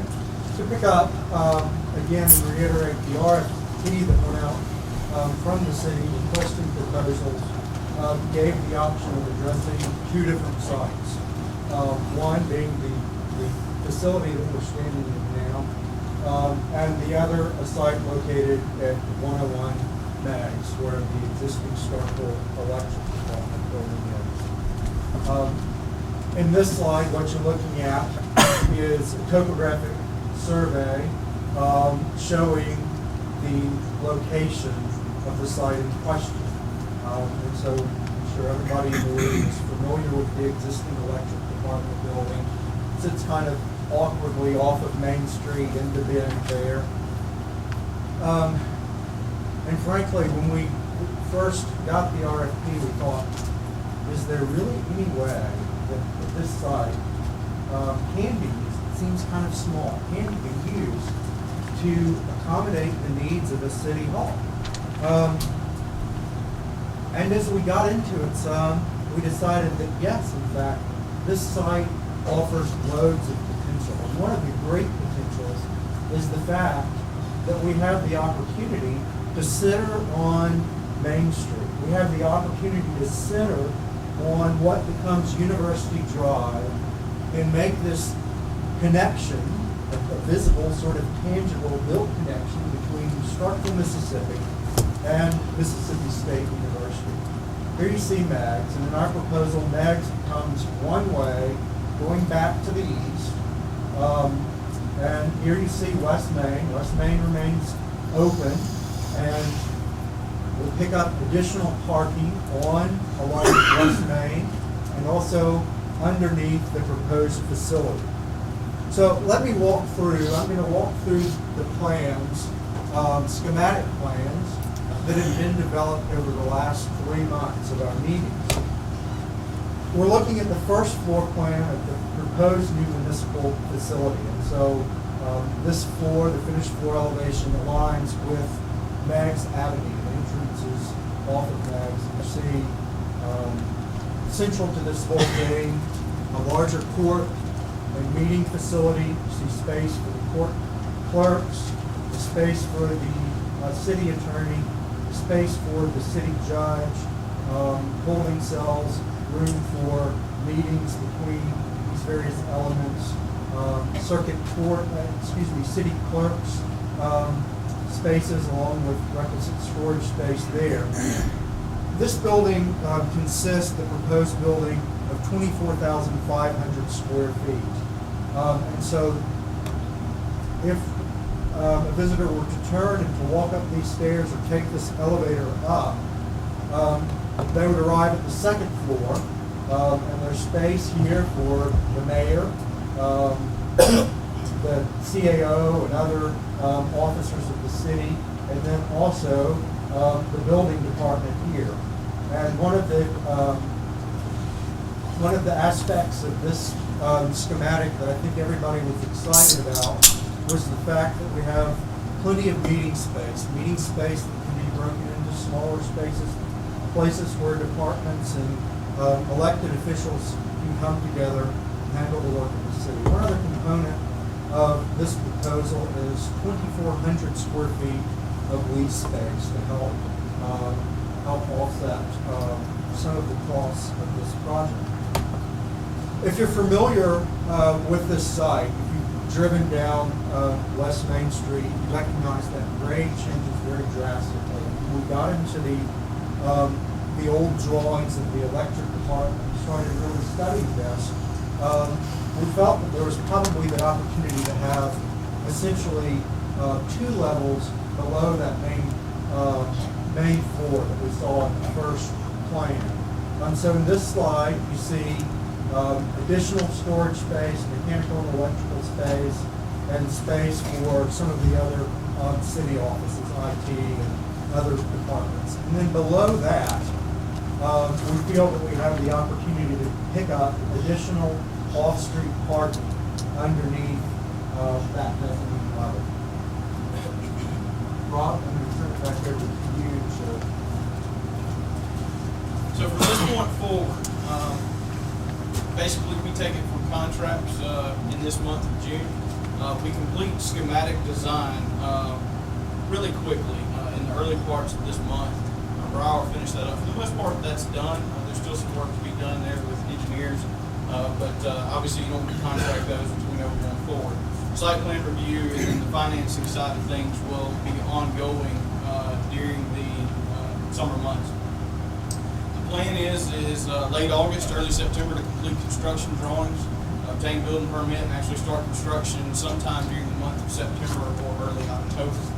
Again, the dates that you see here are conservative. And when I say conservative, I think we can do better here. I think realistically the planning and start of construction, but this end of construction, post-construction dates, some of those I think move up because just depending on the design and how we work with the team, we may can do it faster than that. I'm not saying we can, but it's possible. So April 2014, kind of a worst case scenario, project's completed. The way the financing piece and the lease purchase agreement works 20 years later, the building now belongs to the city. And of course, as the contractor, we carry a 1-year warranty, kind of a service agreement with the city to take care of the building for a year. As far as the budget is concerned, again, I want to just go ahead and point out on the front end that this is only the piece that Briar has touched on schematically. This has nothing to do yet with the city hall side, turning it into a fully functional facility for the police station. Just keep that in mind, and I'll get to that in just a second. Like Briar said, 24,500 square foot building. I think an optimistic estimate is $5.5 billion, and that's based on similar construction that we West Brothers have looked at in this area, along with Briar and the schematics and some of the things that we've talked through in our team and our partnership, to basically just figure out, okay, this is what we can do, and this is roughly how much it's going to cost. Now, I'll point out that is optimistic, but I'll also point out that star next to contingency. It's $385,000 of contingency. That's a large contingency on the front end of the project. The reason it's so large is we've made some guesses here that I think are good guesses. There's infrastructure there, existing structure that we're planning on building on. There's everybody's, like Brian said, we've seen the drop off. So there's a pretty large structural retaining wall in that area that we'd like to build on top of. We think it's structurally sound to do so. If it's not, there's some contingency to take care of that. Any of the other infrastructure needs that really can't get into until we engage engineers to investigate, covered there in the contingency. The architectural design engineering fees, you see those there. We've included a furniture allowance, basically to be included with the existing furniture of City Hall, appropriate departments to take with them over to that area. Quality control and testing fees, we feel as a team, both Briar and West Brothers, the quality control and testing is better left to a third party.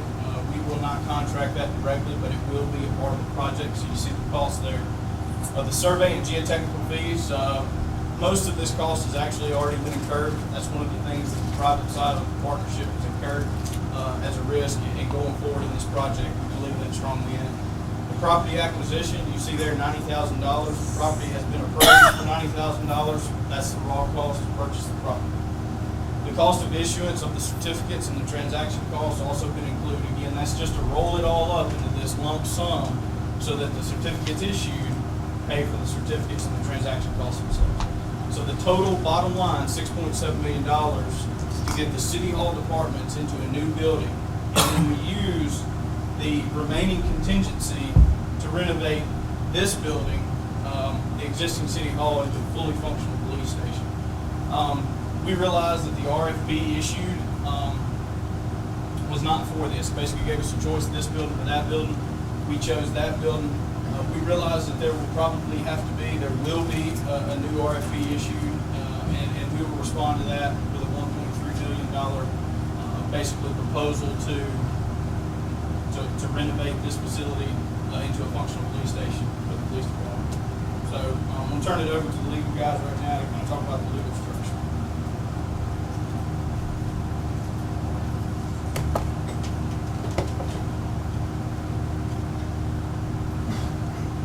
Randy Wall, which I think most of you know. I'm with Jones Walker now when I firm merged. Keith is also at Jones Walker. Keith is the primary architect of the documents. Let me just go over and I'll explain the big picture on the document. Big picture is that we've got one resolution for consideration. The resolution approves a number of documents. The structure for this is called lease purchase transaction. It's a public-private partnership type approach. But the purpose of this is done under Chapter 8 of Title 31 Mississippi Code. For anybody interested in that, it has a specific statute. This is statutorily blessed. We work to make sure we comply not only with the statute, but with the Attorney General's opinions and thoughts, and we've been in touch back and forth in this week on the normal project.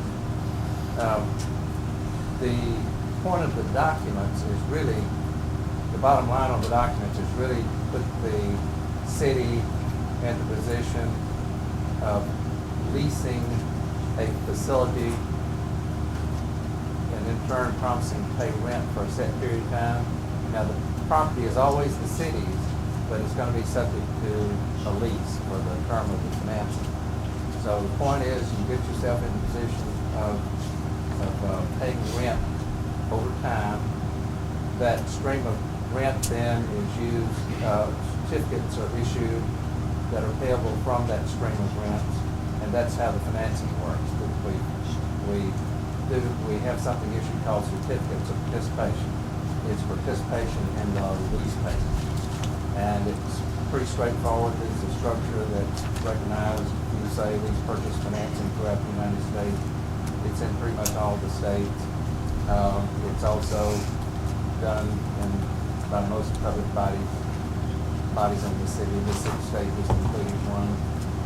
Hospitals do them, school districts do them. They all have their own structures and statutory provisions, so you have to comply specifically with those. Municipalities have their own, which is 31A.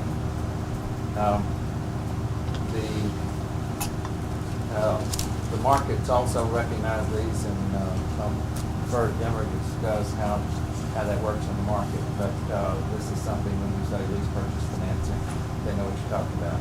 As Mayor referred to earlier, this is not a general obligation of the city. It is what we call a general fund obligation to the extent that you appropriate funds for this.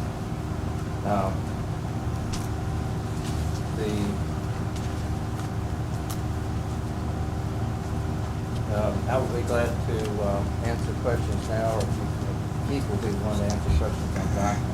Or you may want to defer until Demery has presented his financing part, so that you'll get the picture on the bigger picture on financing, and then we'll be glad to answer the question.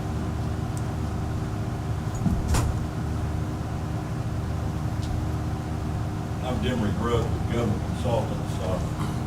I've worked with the city on a number of issues. The big question always gets to anything, how you gonna pay for it?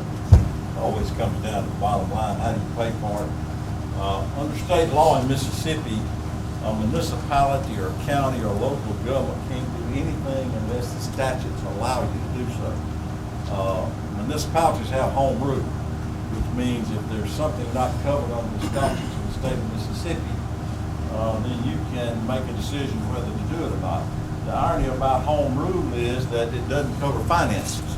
You do not have home rule as it relates to financial matters of the municipality. So you have to do what the state of Mississippi allows a municipality to do. And the only way you can borrow money of any structure or any nature is through an authorized statute. 31.8, as Mr. Wall alluded to, is that structure.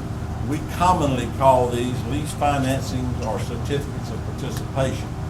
I've personally participated in probably 50 of these over the years. That means I'm very old and been doing this a long time. So, but I've done a good many of these over time. Basically, what you have here is you have to have a leaseor and a leasee. The leasee will be the city. The leaseor will be a corporation set up that you lease from.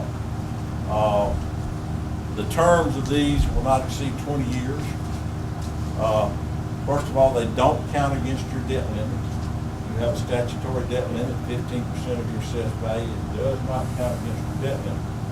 The other thing, under the COPS program or certificate of participation, the board or the city or the county or the governmental agency has no authority to put any taxing power on it to pay for this debt.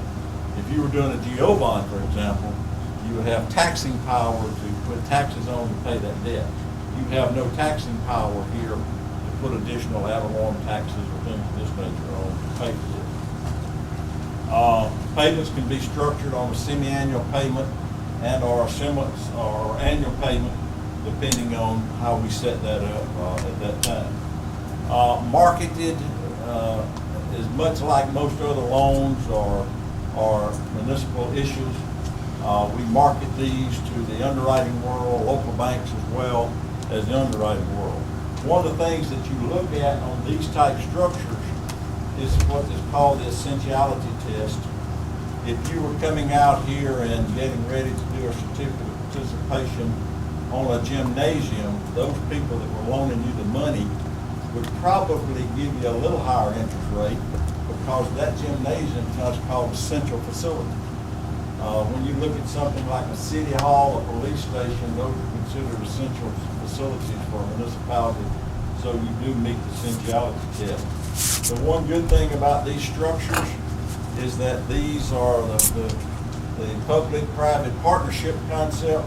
Gives you a lot more flexibility to do some things during the construction phase and things of this nature. So if there's things that you can change or work with the contractor, you can do that in this concept versus the other GO type concept. You're pretty locked in to what you can and can't do. In looking at this, and here's what we're kind of looking at, doing it in a phase scenario, phase one would be $6.7 million. That would be on the renovation of the facility there and building the new city hall facility. If we were able to stay with the schedule, we're talking about issuing that debt sometime in 2012. When we would issue that debt or that structure, that loan, if we're able to do it in 2012, your first payment on this loan would be in 2013, approximately a year out. And so you'd look at that as the phase one of this, and that would be the City Hall complex. Then what you would do in phasing this thing is looking at phase two. After about 18 months, assuming everything goes as planned, you go to phase two. At that point, you would look at issuing the other group of certificates of participation, which would be in the amount of $1.3 million at that point. You wouldn't want to go ahead and issue this one now because you've got to take proposals, requests for proposals, and why borrow money at this point a year and a half in advance and just be paying interest on it? Doesn't make sense to do that. So whatever structure that would be. So that's basically what you're looking at. Looking at phase one, you're looking at an annual payment. It's going to be, and we're looking at the market today, somewhere around $515,000, and that's what we call max payment. That's total lease payment when you're out in your third year, when you get your full P&I. When you're looking down here into this area, you're looking at full payment, lease payment here, somewhere around $89,000 a year, $88,000 a year based on current market conditions. So that's kind of what you're looking at dollars and cents. How do you pay for this? That's always the big question and the big issue. Currently, the city, looking at your 10-year growth, you're averaging about 3.4% growth in sales tax each year. Now, you've been doing that on an average for about 10 years, which is good. Most municipalities don't have that type of growth factor and are able to sustain that type of growth factor. So So you look at that growth and looking at how to use this growth, right now this would generate annually about $188,000 a year growth. For purposes of determining how we could pay for this and to stay away from increasing taxes and not increase taxes, we're proposing that we use annually for about a 3-year period, $150,000 of this sales tax is coming in, which frees up some $38,000 of the sales taxes coming in on an annual basis. We're using a figure of about a 2.75% growth in sales tax. Gives us some flexibility in case the economy moves or changes. Now you've got $150,000 a year. And you say, well, Dicker, that's not going to be enough. You're right. That's not enough. So we get to looking at how do we get there and how do we pay for this. And I'll show you this way. In 2013, we utilized $150,000. That's that growth in sales tax, not leaving Avalon alone and other growth factors in the city alone so the city can use for operational purposes. This 198 right here is $198,000 that comes available this year or comes available next year, paying off an old debt. It's already there. It's on the books. It's a savings of $198,000. It's there. It's in your budget. Which debt is that? It's one of your GO debt. I forget what you. 2007 bond. Yeah. Which one? It was a 2007 bond. 2007 issue, but it rolls off. You pay it off this year. So that gives you $348,000 of money in year 2013. Our payment, based on our projection, the first year is about $272,000. So we're going to have sufficient funds to make that payment. Then when we get to 2014, we add another $150,000 to the $348,000, gives us $498,000. Sufficient funds to make the payment here, which are around $500,000. We will actually have, after year one, about a $76,000 surplus of funds that we weren't anticipating. So we got funds to year one, it's taken care of. Year two is taken care of. And then right here, what we're going to do is we're going to, hypothetically, if we issue Series 2, Phase 2, 1.3 million, what's going to happen then, we're going to kick our debt service up to a total of somewhere around 620,000 will be the annual debt service on both combined bonds or notes. And you'll add that last year in 2015 sales tax in there. Won't touch it after that year. That's our last year to touch it. You get to $648,000, and you can see your payment $615, $620. You got more than sufficient revenues to make the bond payments, or not bond payments, I want to correct myself. Certificate payments. I say bond. These are certificate payments. So basically, what's going to happen if we're able to do this, see, we're going to utilize 3 years of growth in sales tax. And we're not utilizing all your growth. We're only using 2.75% of the average of 3.4 that you normally have. Which gets us to sufficient funds each year until we get to 2015 when we're at our max annual lease payments. And that would be a constant payment here. Now what will happen in the 2014 time frame, we would potentially issue the first series of bonds over here for 20 years, and when we come back to issue the second series of the bonds, they won't be issued for 20 years, they'll be issued for 18 years. So they'll match up and mature at the same time as the original one. So, very hurriedly, I'm just giving you a thumbnail sketch of how these work and how they're done. It's an appropriation out of the general fund of the city. And I want everybody to understand what that is. You appropriate money each year, just like in the PD today. I think the chief, you're leasing 3 or 4 spots today for offices or various locations to do that. similar concept, but we're doing it on a bigger scale, on this phased basis. Thank you. Thank you. Thank you all for the presentations. Those were excellent.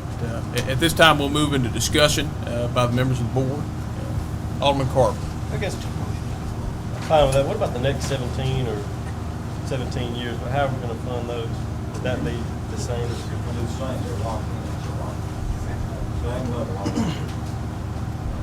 And let me say one thing, Mayor, what you're basically doing by adoption of the documents that are before you is we've got to come back to y'all for other further action, obviously, in place. But you're basically setting the parameters to say we can work within this concept and setting the limits by adoption of those documents. You're setting the limits. It's not going to be more than 8 million. And y'all have to live within that means. And the documents give y'all the authority to proceed to do the other aspects to accomplish what you're talking about. Further discussion. Alderman Carver. I guess this is for West Brothers and the mayor. Is this a LEED certified building? Well, they could apply for certification. They will not have to apply for certification. That would be a cost savings if they did not apply, right? Yeah. Further discussion. So just in year 4, the $150,000 you were using for 1, 2, and 3 becomes available for the general budget. You're only touching the first 3 years of sales tax revenue.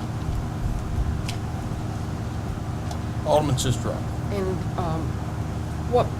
what this addresses is debt that's rolling off related to those 2007 street bonds. To offer some assurance that we're not putting ourselves in too much of a bind, there's additional small debts that are rolling off in 12, 13, and 14 that are roughly $100,000 of other small debts that will roll off. We'd also have, as the city grows, we'd have additional property taxes based on new developments and new things that come into the city.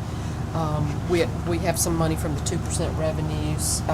To the extent that we don't need the full amount of incremental sales tax, all of those are available for the ongoing operations of the city. And if I could, the documents that are before us, someone used the term and I liked it, they are technical and dense. And so I'd like to go ahead and get a motion on the table before we have further discussion and get bogged down in things. I move approval of the resolution and attached documents in substantial form as presented at the table. Alderman Sistrunk has made a motion to approve of the resolution and attached documents in substantial form as presented at the table. Alderman Sistrunk, is that your motion? It is. Do I hear a second? Second. Motion has been seconded by Alderman Dumas. Alderman Sistrunk, do you wish to speak on the merits? I think that the consulting team has done a fine job of that, and I will let you carry on with the meeting. Further discussion. Alderman Perkins. Mr. Mayor, it's very obvious to me that there have been a lot of discussions about this very matter outside this board meeting, because here we have over 140 some pages and been very little discussion. My first time seeing this type of document of $8 million when it got in my board packet over the weekend. You know, I don't know why it is so difficult, so complex to understand the voice of the people. You know, it seems like that there's a growing movement to do whatever you want to do and disregard the voice of the people. You know, it doesn't take a law degree, it doesn't take an engineering degree to understand that when the people speaks, the people have spoken. Now, this is not no dictatorship in America, in Starkville, Mississippi. You know, you look for dictatorships in Syria, Egypt, Libya, Afghanistan, Iraq, Iran. You don't expect that here. And the point that I'm making here is that on behalf of the taxpayers have to have a voice. The taxpayers have to have a messenger. Somebody have to stand up for the taxpayers. The taxpayers did not send me up here with a rubber stamp, and I don't have one, and don't want one, and don't intend to have one. Now, the taxpayers have spoken twice on this issue. The first time the taxpayers spoke on this issue was through the ballot box. And that's how people are to be heard. This is a fundamental right to vote. That's in the Constitution. We express our rights. That's why we go to the polls to decide what we want, who we want, and how we want to go about doing that. The first election, the taxpayers voted no to a $5 million bond issue. So what's difficult about that? Just like when we go to the polls and choose our governor, to our president, our public service commissioner, when the people speak, that controls. That's democracy. That's the United States of America, the greatest country on the earth. But yet you want to defy that in the face of the people. But not only that, the people not only spoke one time, but they came back and spoke a second time. What did the people say? And I think the kids so at Sutter Elementary can understand that when no means no. Yes means yes. So the people said no to a $13 million bond issue. So what is the board trying to do? And of course, I know the votes are already in place, and I'm not trying to cater to the 5 here. I'm speaking on behalf of the people because I'm the voice for the people. So what happened here is that the people said no to the $13 million bond issue. The people came out and spoke. So what is this motion in the second trying to do? It's trying to do an end around the people. They're trying to go around the voice of the people. This motion is an attempt to go around the mandate of the people. You know, the people has the final word. The people are our boss. We need to be physically responsible. All of a sudden, we can get $8 million 2 weeks after the Carver Drive drainage improvements, but yet the board didn't want to commit $50,000 of unbudgeted funds for Carver Drive. What a shame. That is ridiculous. You can find $6.7 million to build a new city hall, but you wouldn't want to at least submit a grant application for the community development block grant. That is a shame. You may not like the messenger, but I don't care. I have been here 5 terms unopposed. My people are proud of what I do because I stand strong and I stand firm. I don't owe nobody nothing. Nobody write my paycheck. I make my own paycheck. I am unattached. You know, we need to start doing the right thing and then want to build $1.3 million, $8 million. The people have said no. Poor fiscal responsibility. Want to at least talk about paying for this $8 million on some anticipated growth? Is that a prudent and conservative and fiscal way to conduct business? No. You think I'm gonna go and build a home value and have one on future income? I'll be in line maybe for unemployment, foreclosure. You know, what our growth is going to be. What our growth factor, who knows what the growth factor is going to be? You don't commit yourself out like that. You're setting future boards and future administration up for failure. If you want to have a municipal complex, it's not about what we individually think. It's about what the people think. You know, when I go to the polls and vote for mayor, when I go to the poll and vote for governor, when I go to the poll and vote for a president of the United States, I don't make that decision with just 3 or 4 or 5 people. The people go and vote. The board needs to be fair. It needs to be consistent in its business dealings. This board needs to be just in its business dealing, and it's not doing that. We got to hear these people tonight from the Carver Drive area. They got to come down to the altar and get on their knees and just beg mercifully.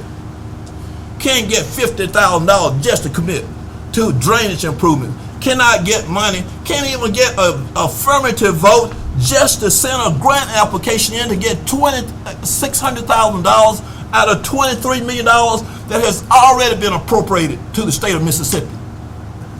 The money's already at the state, but the board says we don't want you to apply for it, but the next meeting, here we are talking about an $8 million bond issue. That's a shame. We need new leadership here in Starkville. New leadership. We need new leadership. That's what we need.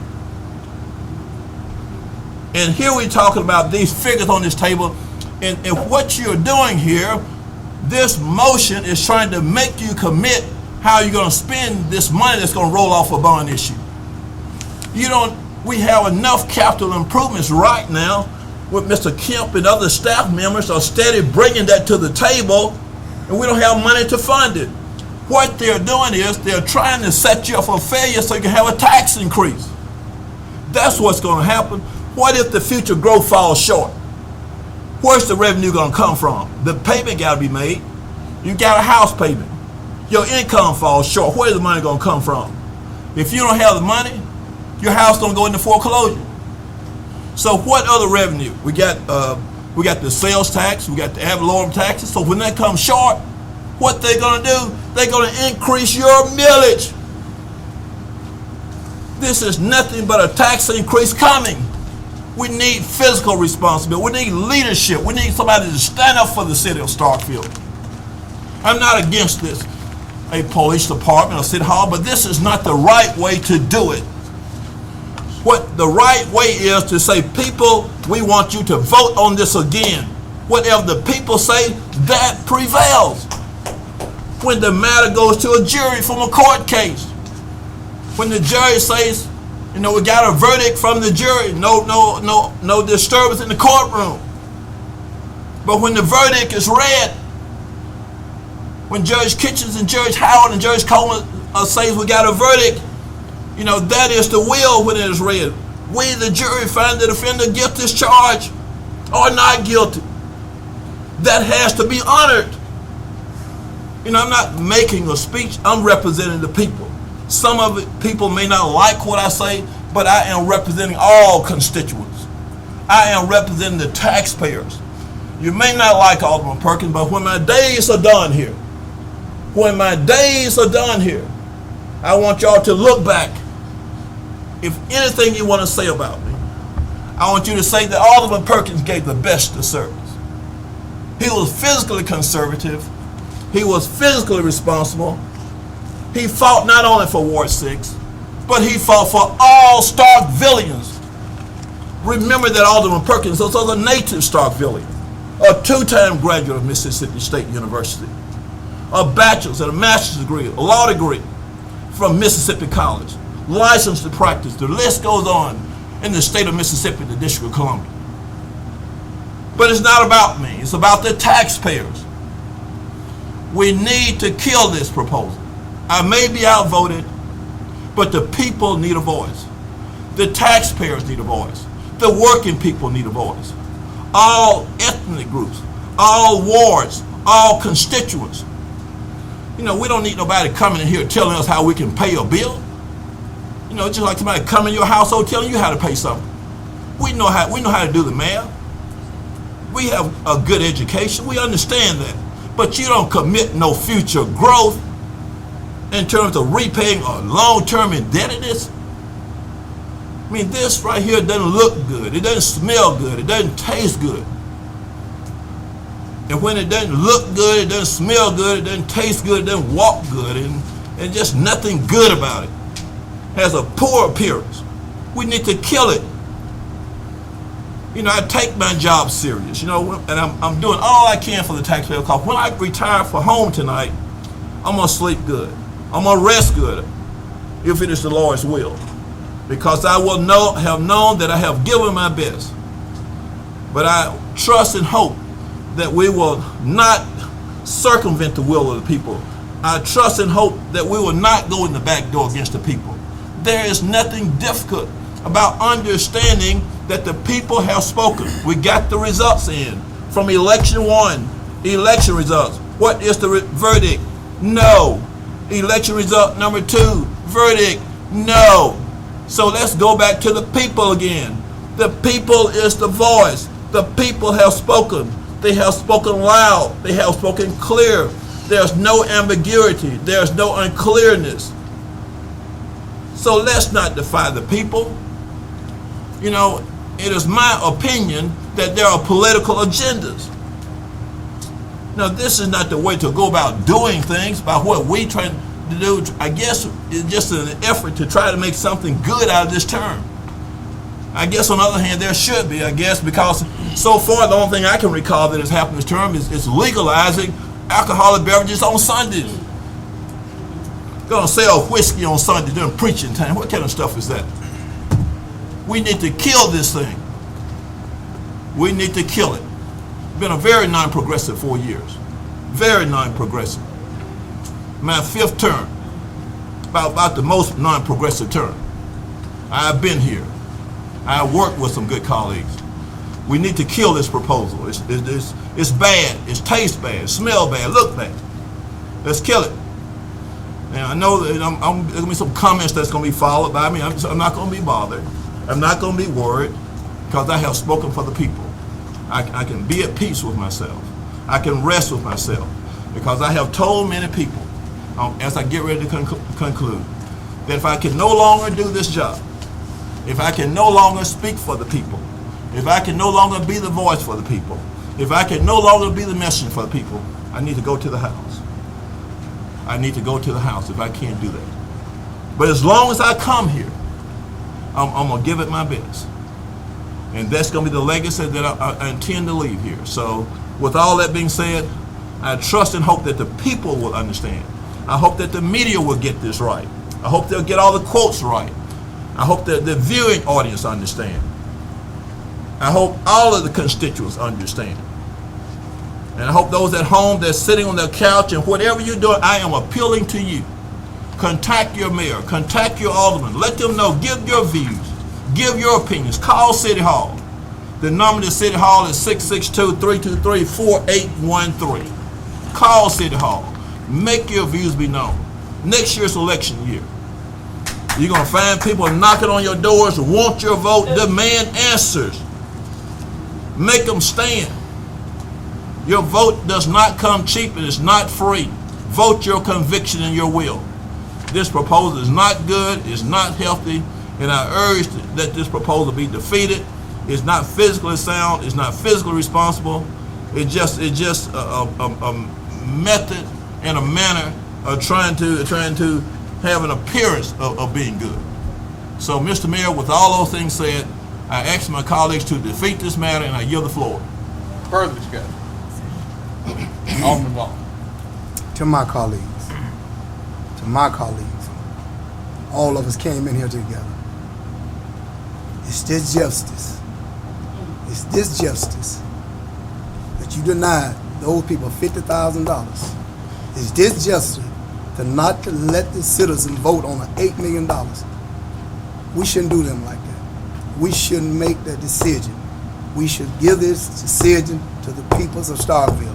We shouldn't make this decision. This is $8 million of these people's money. We shouldn't make this decision. And then if you say you got $180,000 up there, why don't you donate it to Carver Drive? If you got $180,000 coming free, why don't you donate it to Carver Drive? This is not right, and I promise you, I'm going to lose a lot of respect for you all. I don't have that much now, but the decision that you do make, because you make some foolish decision. If you make this decision, it's a very foolish decision. Without the peoples, you need the voice of the people. Let's don't do this. Let's do not do this. Further discussion. Any further discussion? Any further discussion? Any further discussion? Any further discussion? Seeing none, we will now move into a roll call vote on Alderman Sistruck's motion, which is to adopt the resolution as presented in substantial form. Please answer yea, nay, or abstain as the interim city clerk calls your name. Alderman Corey. Yay. Alderman Dumas. Yay. Alderman Perkins. Nay. Alderman Parker. Alderman Parker. No. I'm sorry, Is it me or? Eric Parker. Yeah. Alderman Sistrunk, Yay. Alderman Vaughn, Nay. Alderman Carver. Nay. I'm sorry, Nay. nay. 4-0. By a vote of 4 in favor with 3 against, this measure passes. The next matter you have before you is the consideration of an AIA B-141 1997 standard form contract. So moved. Motion has been made by Alderman Dumas to approve of the contract as presented at the table. Alderman Dumas, is that your motion? Yes. Do I hear a second? Second. Motion has been seconded by Alderman Sistrunk. Alderman Dumas, you wish to speak on the merits? No. Any discussion? Any discussion? Any discussion? Seeing none, all those in favor, please signify by saying aye. Aye. All those opposed, please signify by saying nay. Nay. All those in favor, please signify by raising your hand. All those opposed, please signify by raising your hand. By a vote of 4 in favor with 3 against, this measure passes. That will take us to board business. The next matter on the agenda is the consideration of amending the sidewalk ordinance. I move Discussion. approval of the document that was presented and as reduced to writing in the packet. Alderman Dumas has made a motion to approve of the sidewalk ordinance as presented and as amended in the packet. Alderman Dumas, is that your motion? That's correct. Do I hear a second? Second. Motion has been seconded by Alderman Parker. Alderman Dumas, do you wish to speak on the merits? No. Any discussion? Any? Mr. Mayor. Alderman Perkins. I need to ask Ms. Spruill. Ms. Spruill, would you come down, please?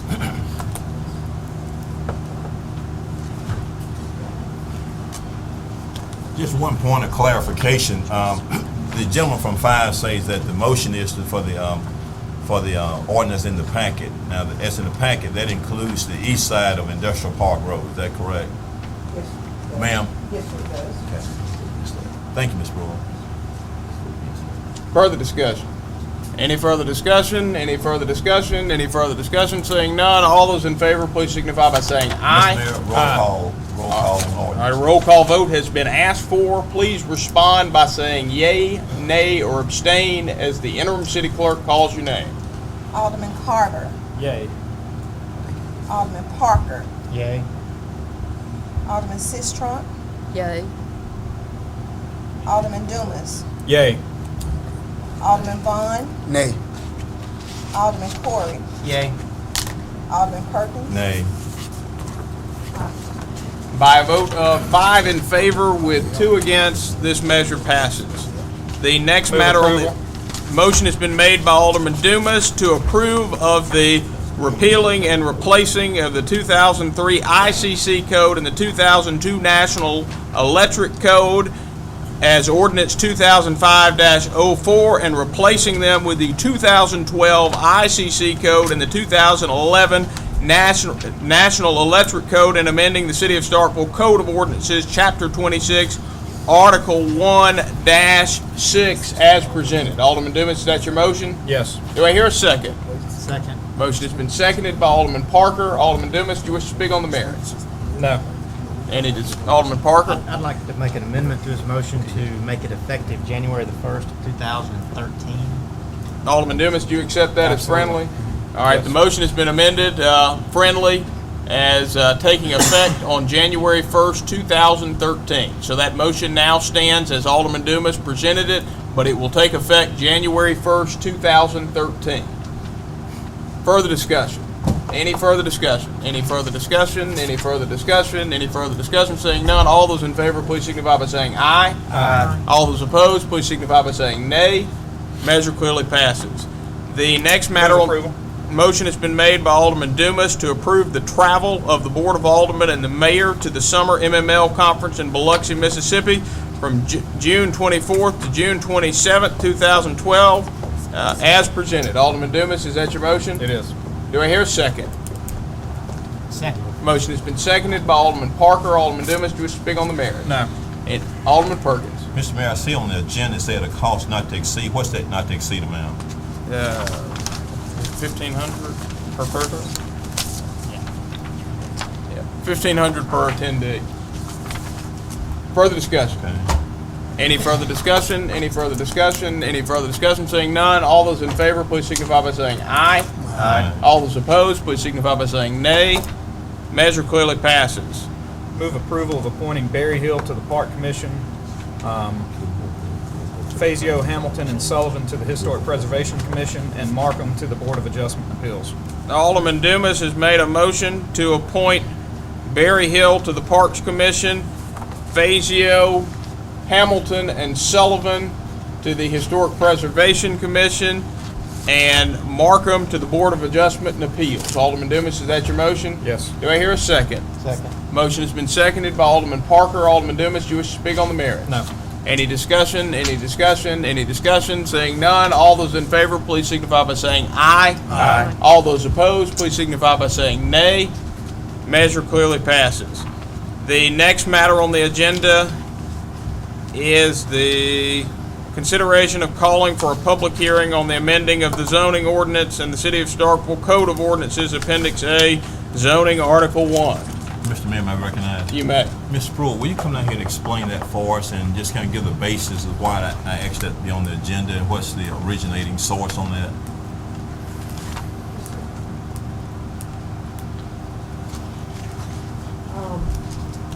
Summer Chase Apartments in your ward. It's not even a ward. I'm sorry.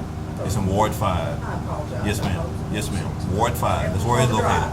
Thank you. Okay, yes, it's in Ward 5. Burned recently and in January, and they are in a C1 zone, and over 50% of the fourplex burned. And it is unable to rebuild under our ordinance if it's in a non-conforming use.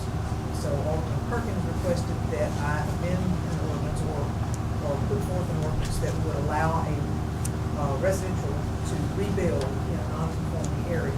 These folks are in a hardship. They have, I believe, 5 other buildings that are fourplexes that are still in existence, and to not allow them to rebuild in that one area would be a hardship. And so I have crafted language that should do that. I don't know if the city attorney looked at that yet or not and agrees with me, but that was the language in order to allow them to do that without affecting anything other than residential.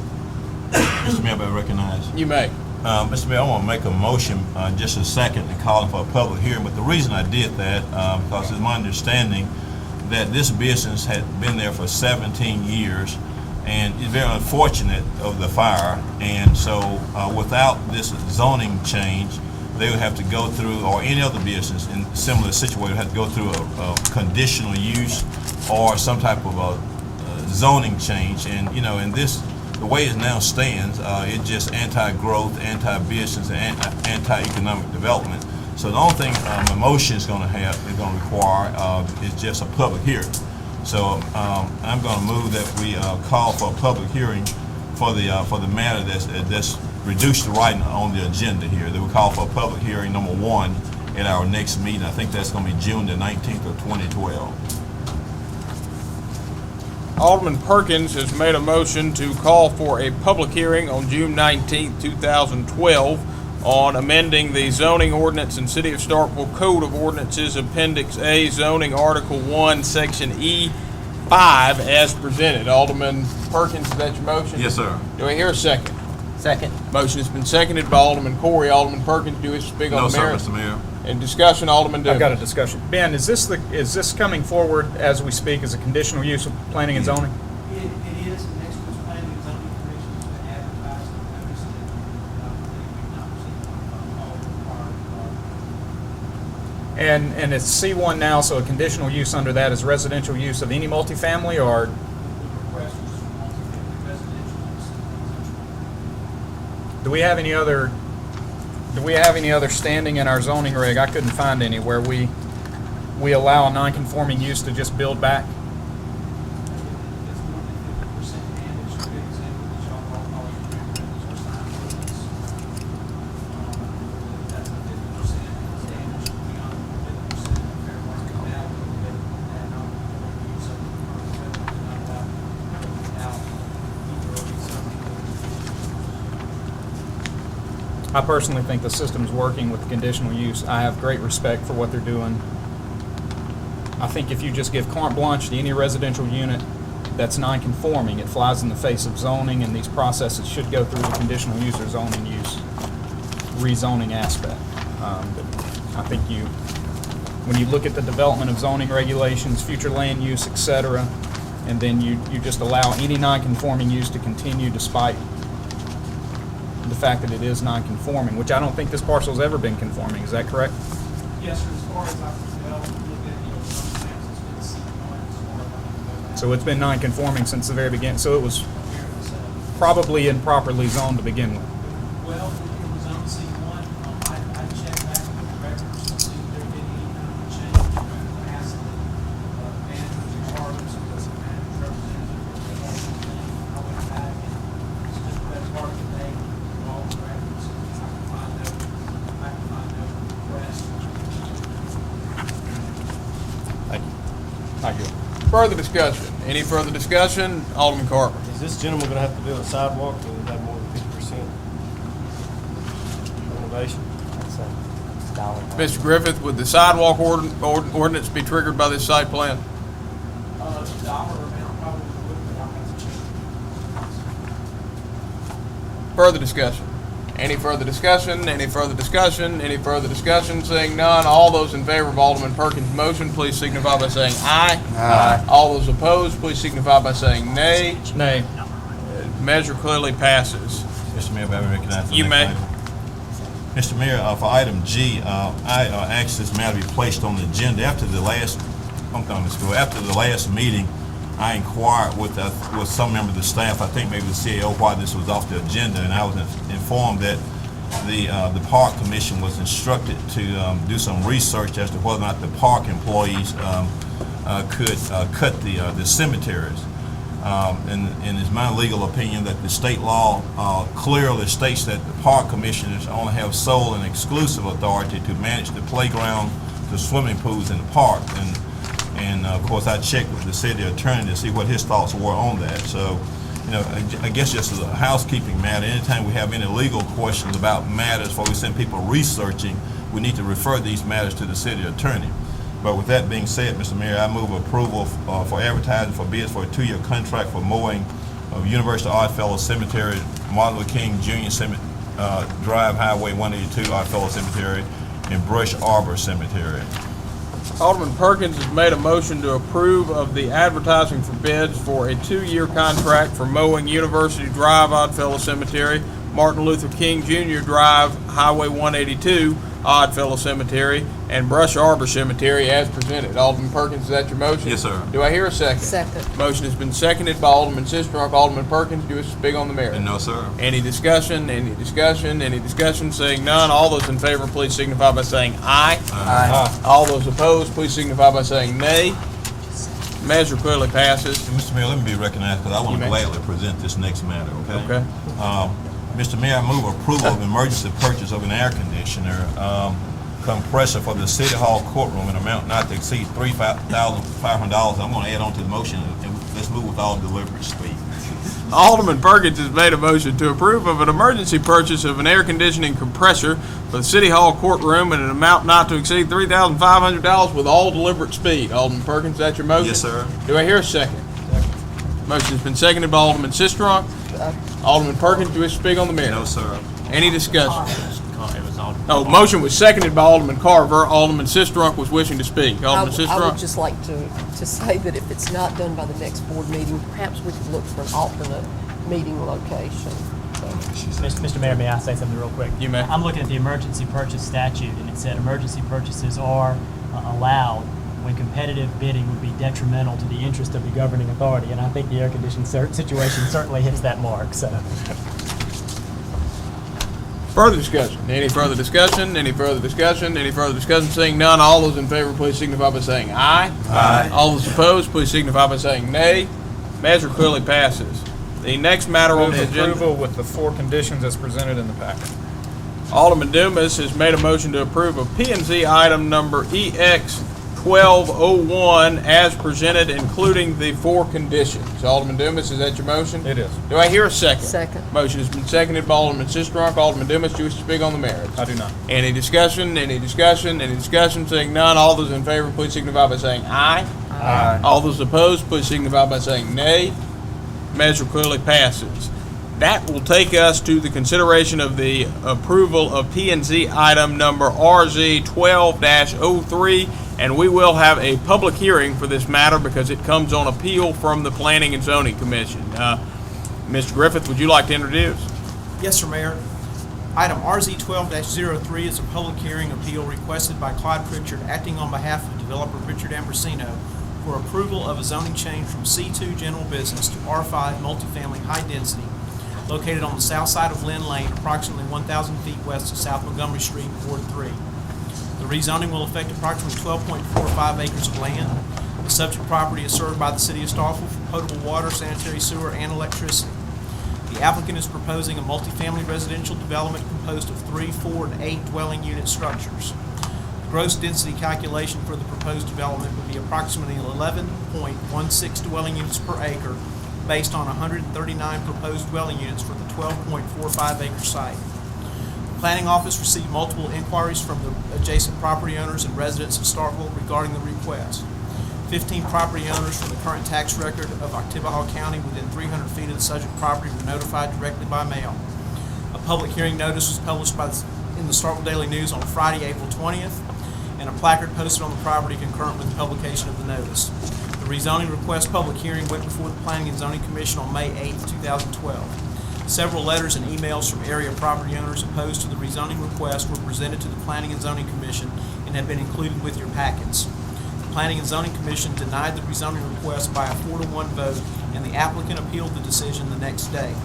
The public hearing notice for tonight's meeting was published in the Starkville Daily News on Friday, May 18th, and the property owners were again notified directly by the mail. Provided at the mayor and alderman seat this evening are additional letters that planning staff received after the board packets were prepared on Friday. This is a public hearing, so at this time I need to ask if any of you have been contacted by anyone regarding the appeal of the rezoning request. And the applicant is here this evening to present the request and answer any questions you may have. I've been contacted. Oh, I've been contacted.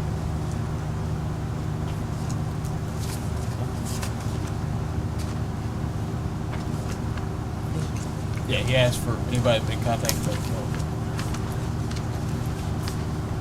Let me ask this question. For those of you who have been contacted, would that contact make it in any way impossible for you to be fair and impartial in governing the application and the appeal No. and the facts of the law tonight? No. Mayor, Mr. Ambrosino is here, and he has some some poster boards to display, and I believe there's some other people here that would like to speak as well. Yeah, and for those of you doing this for the first time, our public hearing practice is a little bit different for zoning matters than it is for ordinances. The way we'll conduct this public hearing is, Mr. Ambrosino, you are the appellant. You will have a block of 15 minutes of time. You can allocate that amongst your party however you choose. If you have representatives you'd like to speak on your behalf, you may do so. It just counts against your 15 minutes.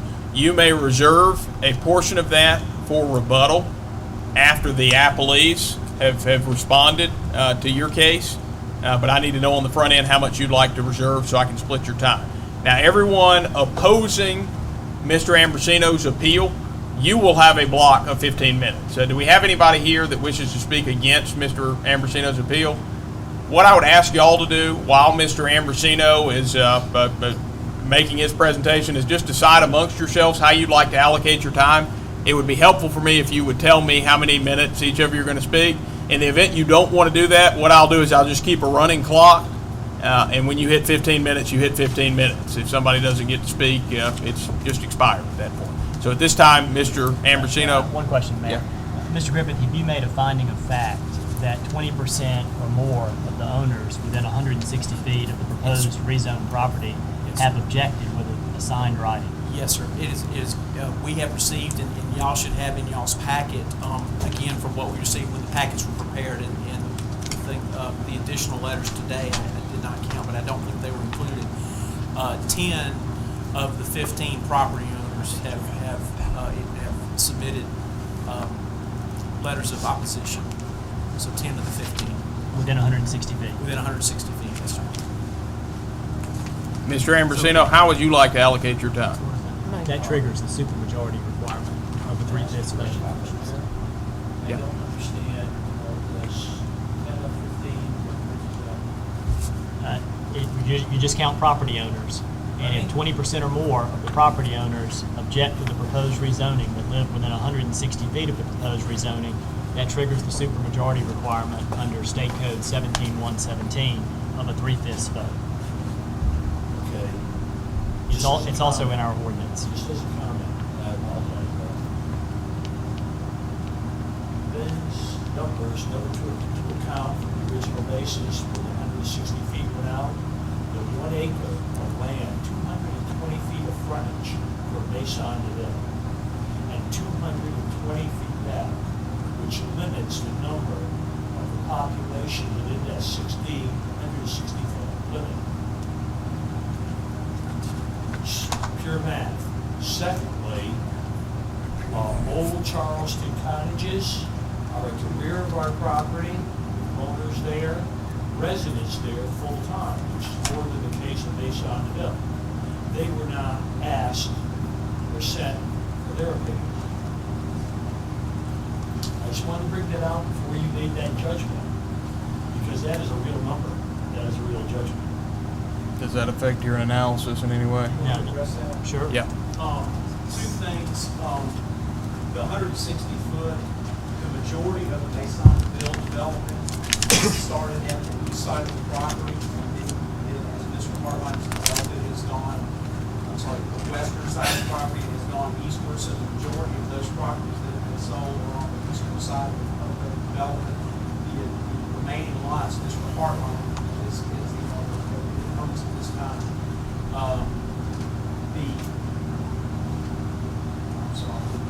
Charleston Cottages, Old Charleston Cottages. That property was begun as an intended to be sold for fee simple sale. They sold a few units. They ended up buying those units back. So while the parcel map identifies, I believe it's 60 individual parcels within there, it's actually two entities, which is the same owner. And Mr. Latimer has that address and everything on the back. So within that 160-foot radius, I believe all of those properties are in there, and we checked that because the remaining lots in it, based on the bill owned by Mr. Hartline, it was also submitted a letter of opposition. So that's as far as you've got two owners and Old Charleston. Yes, there's property owner would also be in the parcels. Let's say there's 60, that would be 60 votes in that direction.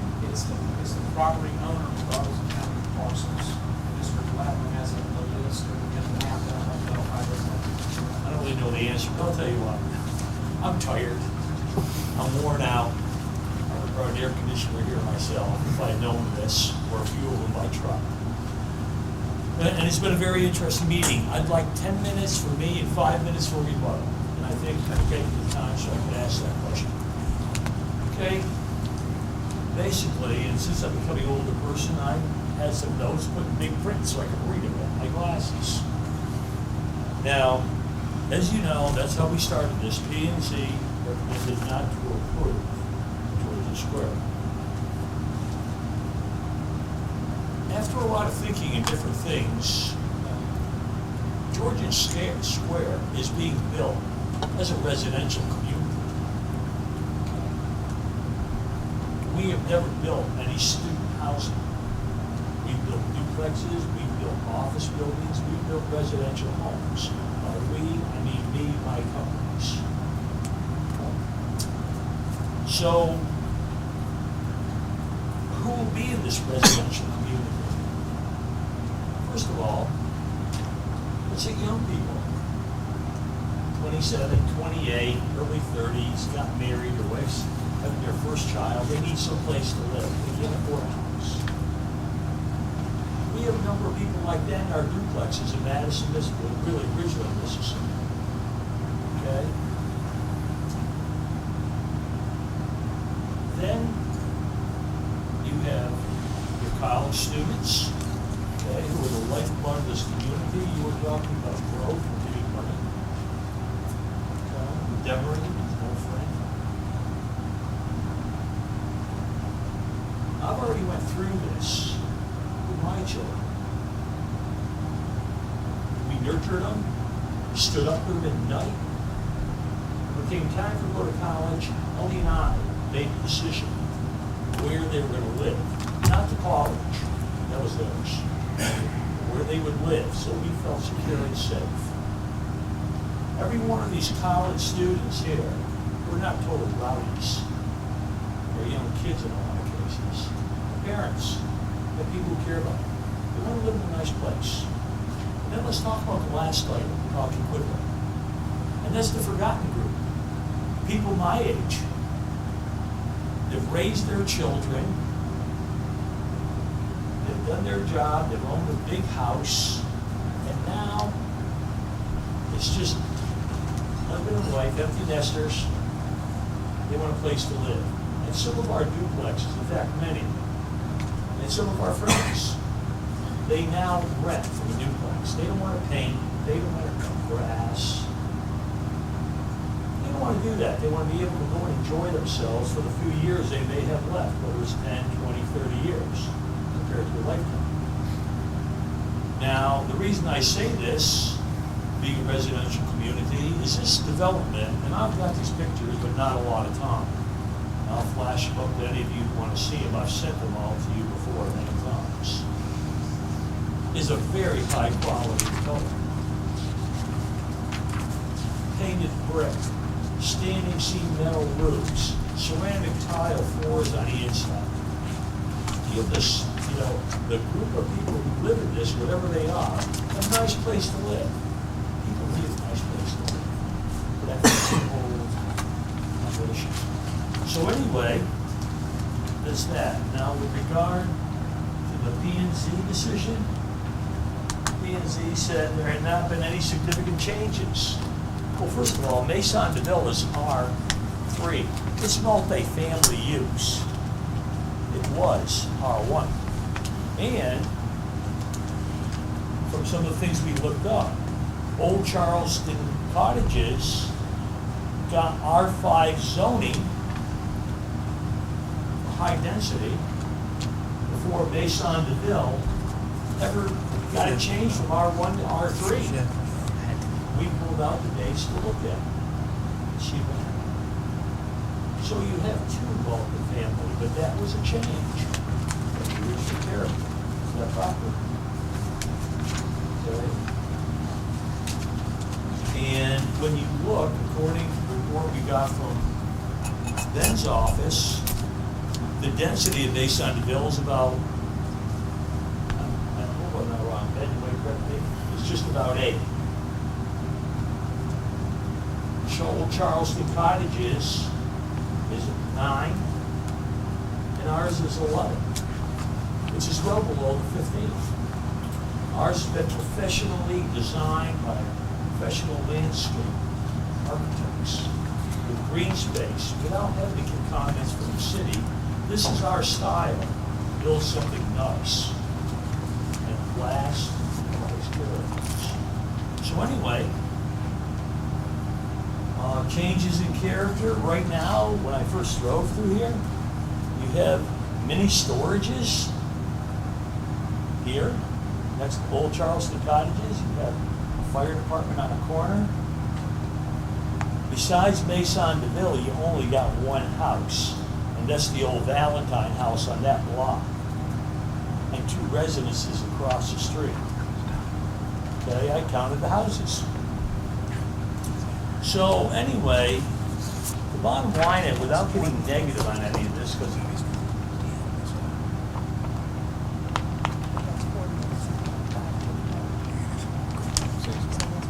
He's at 6, right? Okay. You got 4 minutes left? Yeah. okay, without getting negative on this, because that never helps anything, the change from C2 to R5 for this specific development, we're not saying all student housing or residential units. Okay? We're not saying that all the land that's owned by the Josen family needs to be changed from C2 to R5. A blend with the proper areas in there adds to growth, as you all know. It adds to revenue in the city. It adds to stability of the community. So, those are all significant changes. And now the new walkway, and for the bicycle walk, which we're in total favor of. Okay, different things like that. How many more minutes do I have left now? 2? Okay. This is a picture of the development. Orange is 4-bedroom duplexes. Yellow is 3-bedroom. Brown are 8-plexes. Pushed off to the side for 1 and 2 bedrooms. Typical entry is this. You don't have any subdivisions in this whole area. I've driven through it, which is any better than this. It all costs money. Are we going to be getting immediate profits out of this? No. Long term, we will. And with the growth of this in the city, it'll grow more. This is a typical 3-bedroom duplex. This is all brick, painted. The brick you see here resembles old Chicago brick, and it's used for soldiers and accent striping over the windows. Standing seam ground roof, as I said. The only VCT on it is here, and these handrails, which are solid VCT. Because all the residents, whether they're an older couple, as I am, a brand new couple just starting out, or a student here in college, want someplace nice, and it has to be built for maintenance. We'll have facilities on staff all the time. We'll maintain it. My time's up, and I say thank you. Thank you. All right.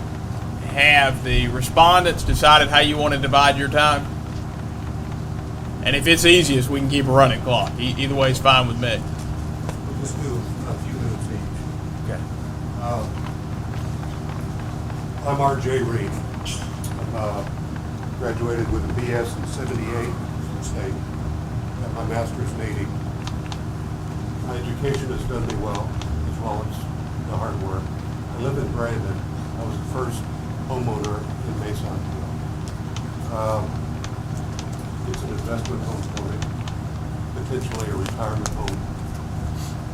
Starkville is a place I thoroughly enjoy. And I think the city of Starkville and the campus has done a great job as far as the growth and managing the growth. Like I said, I'm active at the university and I'm active in recruiting students. And the students need housing, and they need nice housing. It's a very nice development. But changing the codes doesn't mean he's going to build that. You change the zoning codes, he can build whatever he wants as long as it meets our factor type thing. So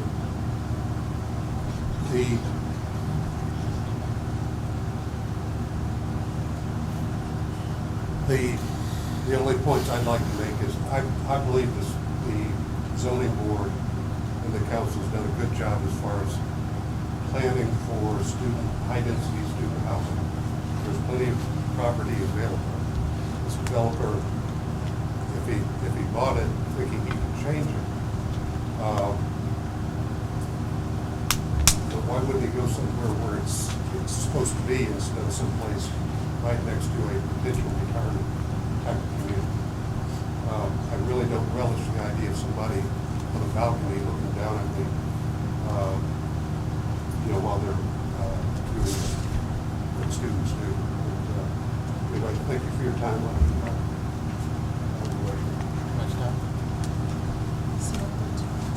All right. You have collectively 13 minutes remaining. My name's Jerry Solomon. I own a home at 112 Masonville. I'm a current resident of Germantown, Tennessee. Purchased the property as a second home. Previously, I owned a second home in Old Waverly. I just purchased the residence in Masonville in 2011.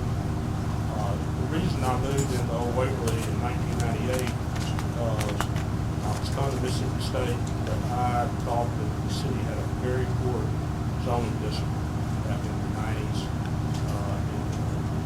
It just didn't make sense for me to come here because I couldn't see what was going to happen. With the 2005 comprehensive plan that I looked at, obviously some discipline has been put into place as far as the mix of multifamily and single family. I made the decision to purchase in 2011. Starkville needs to avoid making the mistakes that were made in the 80s and 90s. And there was conversation of other issues tonight about those zoning issues that are still a problem. Let's don't repeat that. So I'm an active alumni from Mississippi State. Probably eventually retire here. And I think this community needs more quality developments like Starkville for successful alumni to come back home to Mississippi State and to live out the rest of our lives and enjoy this community. Thank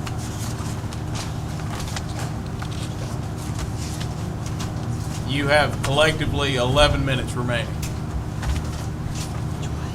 My name is Jay Logan. I live at 102 Maisonville, and it's a primary residence of mine. It's not a second home. It's where I choose to live. I was a resident in Ward 4, and chose to move from that home that I own to Maisonville, basically to kind of, I believe, say the word escape some of the character of that neighborhood and the peace and quiet that I was looking for in Maisonville. I applaud the design efforts.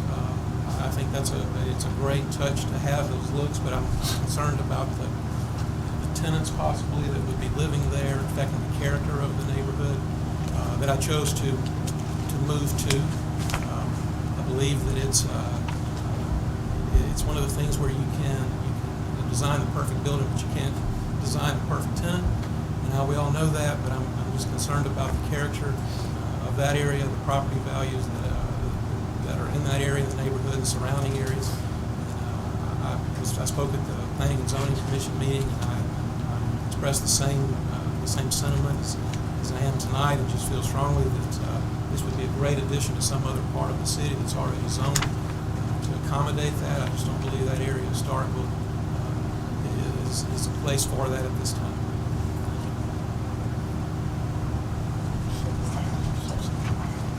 You now have collectively 10 minutes remaining.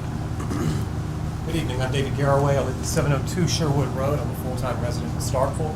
I just want to point out a couple of things here. The difference in occupancy between 8 and 11 is 29%. It doesn't sound like a lot when you're doing small numbers, but percentage, it's a much more packed area. Someone who lives in Sherwood and has to drive down South Montgomery to try to get to work in the mornings, Mississippi State, I can tell you that 200 more cars on the road trying to get all the way around up South Montgomery, around and hit Blackjack. It's already a pretty bad commute. The city's looking at ways to fix that. I'm looking forward to see what you come up with. But I'm not sure that making that area this much more congested at this point in time is really the way to go. Finally, as someone who was recently in late 20s and is now in early 30s, I believe I'm a target demographic of the development. But I wouldn't want to live there. I like the single-family home that I live in Sherwood. And I believe that my wife would feel the same way, who's also in her early 30s. I probably shouldn't have told you that. She's in her late 20s. But it's not, it doesn't appeal to me. And I'm in his target demographic. He says that his company doesn't build student housing, yet 1/3 of his target demographic is the student population. I think that's a telling statistic. Thank you for your time.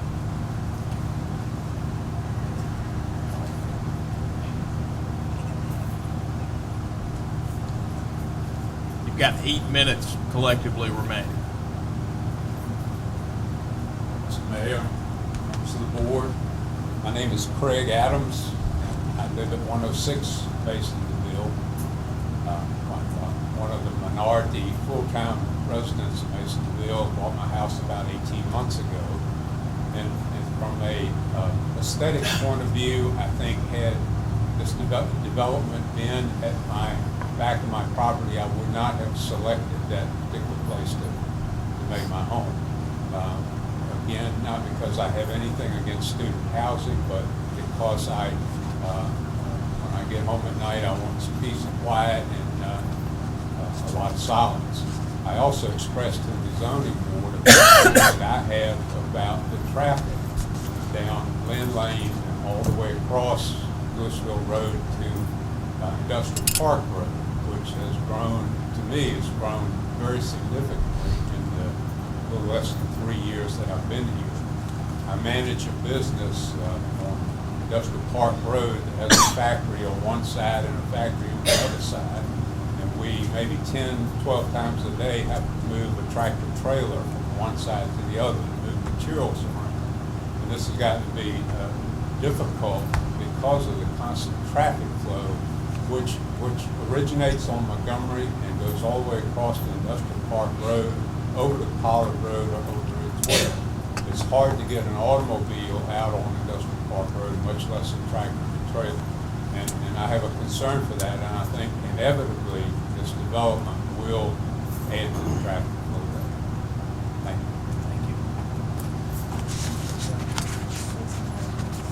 you. You have collectively 6.5 minutes.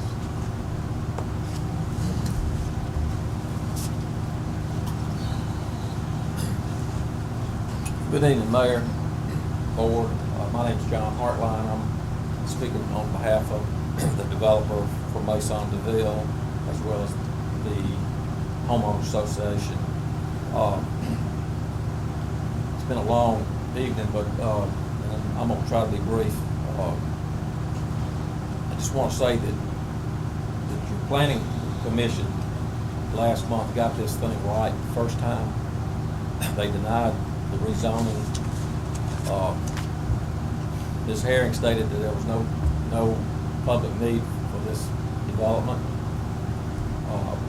Your Commissioner, Jerry Amacy, said that this is not about architectural features, what color the brick, copper, or whatever. He said this is a zoning change, and we changed the zoning, and everything else is subject to change too, as far as what's built there. Some rebuttal on the applicant's comments about character of the neighborhood changed on Lynn Lane when I was granted an R3 from an R1. Well, that's taking the size lot from a 10,000 square foot lot to a 5,000 square foot lot. It's a stretch to say that Charleston Place over on Academy Road is in my neighborhood. I go to Masonville every day. I haven't been by Charleston Place for 3 years. It's not in our neighborhood.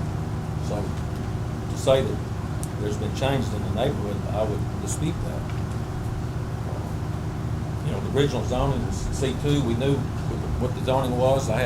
My property was residential, to the north was residential, to the east is residential, to the south is residential, and to the west was commercial. I was happy with that. I was comfortable. And then to have a student housing project come up at this point, it's detrimental to my homeowners, detrimental to my ability to sell more houses. We're fee simple. Everybody owns their property, and we have a restrictive covenant in our bylaws for rental, it's non-rental. That's why people move into my place. There's plenty of property for this type of development. I think the line in the sand is on the west side of Louisville Street. There's 12 apartment complexes. There's property out on New Light Road. There's property north on the bypass that hadn't been developed. There's probably 400 acres out there on the bypass. You got apartments out on Point, out on Blackjack Road. There's all kind of places for a large-scale development like this to occur. And you're not talking about 200 cars. You're talking about over 400 automobiles just on this development. And then if you change it, now you've really changed character of the neighborhood. You're talking about change character of the neighborhood. I've got it's half a mile back to Louisville Street, and everybody else can jump on this bandwagon, and the next thing we know, we got 2,000 apartments right there on Lynn Lane. I rest my case, but I appreciate you considering the denial of this request. Thank you. You have collectively 2.5 minutes remaining.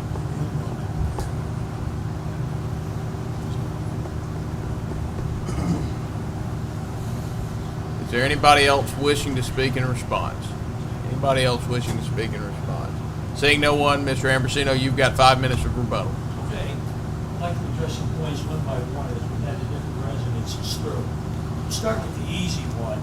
You have the young man, very nice person over there, who would rather be in a single-family house.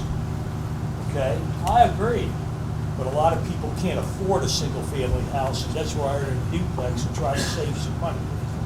Okay, we had a comment on the comprehensive plan over here. This development meets the comprehensive plan in total. And from the information sent by the city for this meeting, it has pros and cons that meets it totally. Let's talk about transportation. A lot of things are changing. First of all, state is starting to run buses this year to Lynn Lane. And over there, just like they are on 25, John, or on the 12 bypass, whatever. But you aren't going to be having 200 or 300 cars. It's an exaggeration. However, if there was 200 to 300 cars while a semi is being backed up, way down on Louisville Road, not there, you had a study for the city prepared in, I believe, June of this year, which said that that whole area from Lynn Lane through to another road, starts with a P, I forget the name of it, but I have it, was an approved feeder that could handle the traffic.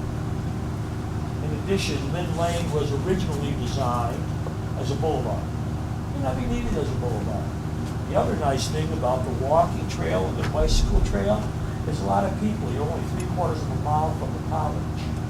They're also bringing in bicycle racks. They can ride over by bicycle, which is what they're for anyway. Okay? Took care of transportation. As far as peace and quiet, well, you know, that's very interesting. I've learned many times that you make a place what you want it to be. And that's the same thing here. A good development. I heard the comment again, just take and put those college kids out by number 12 bypass. You know, just get them over there away from us good people. They are you people, just a little bit younger. Big back up here. Last item is, I didn't hear the first comment. My hearing isn't with the crap anymore, and I'm too big to wear hearing aids. But I don't know if I misunderstood the first statement, that if he builds what he says. I am self-made. I have started from nothing, and I've built everything from nothing. And what I say I do, I do. That's a drawing. I told you what it's like. It's priced out that way. I will. We'll use local subs, local material people, most that we can. But that's what we're looking at. I'm out of time. We're out of time. Thank you all very much for your time. Thank you. All right, that will carry us to board discussion on the matter. Discussion. Y'all don't all jump in at once. Alderman Sister. May I ask a question? You may. Mr. Ambrosino, it looks from the plans as if there's a buffer between, it looks from the sketch that you gave us that there's a buffer between your property and Maison DeVille. Could you speak about that? Yes. Whether there is or not? That's a very good point. I'll go to the map. Right here. Can you all see this? This is Lynn Lane, as you can see from here. Maison DeVille starts here and then goes back this way. This is 1 acre, 220 feet of trees and woods this way, and 220 feet there. Huge buffer we have in Maison DeVille, not counting the 8 to 12 foot high fence. The fence, which is very pretty, by the way. You like the paint red. Also, through here, you see buffers all along the way. To be kept that way. A our landscape architects, who are state graduates, by the way, there's a couple, did an excellent job on this. As far as retention and detention, natural land contours, the trees stay. Some azalea bushes go in. So we now are buffered from whatever C2 will come here. We're buffered as much as we can be here. This is Old Charleston County. And we're buffered through here. So not only a large, and all this is not us. The arrow that was brought out at P&Z, it says for future development from our, designers. I talked to them one time and said, that's R1. Maybe someday we want to put up some smaller houses. Okay, stick up a date on it. Maybe that's where some of the professors, they don't want to live here, can be here. We don't know. But we've made no offer, correct, on any of that land for Banco. This is enough, okay, right now to say grace over, to make it right. We just don't build things and throw them out. That answers the question about the buffer. I think it did. And I want to say that I've thought long and hard about this, and I've been on both. I've talked myself into, based on what I've seen in the packet, both sides of this issue being defensible. Ultimately, what we have to decide tonight is whether a rezoning is appropriate, and the two things that would hinge on are whether there's been a change in the character of the neighborhood and whether there is a public need for this type of development. And that's what our vote has to come down to tonight. We've had Mr. Hartline, who unfortunately has been on the other side of this issue previously with a tightly defined neighborhood and not wanting that development in their backyard. There's some thought probably that if we don't approve this, it will develop in some other way. It's currently zoned C2, so a service station could go there, and that's something for the residents to think about. It would require absolutely no action on behalf of the Board of Alderman. By right, they could do that there. I think, as someone who has rented in the past, I think that with this type of development, with this sort of upscale development, location is a critical component of it for it to be attractive to a renter. It's true, it might move out to the bypass, but those of you who bought houses in Maison DeVille bought them for the location as much as for anything else.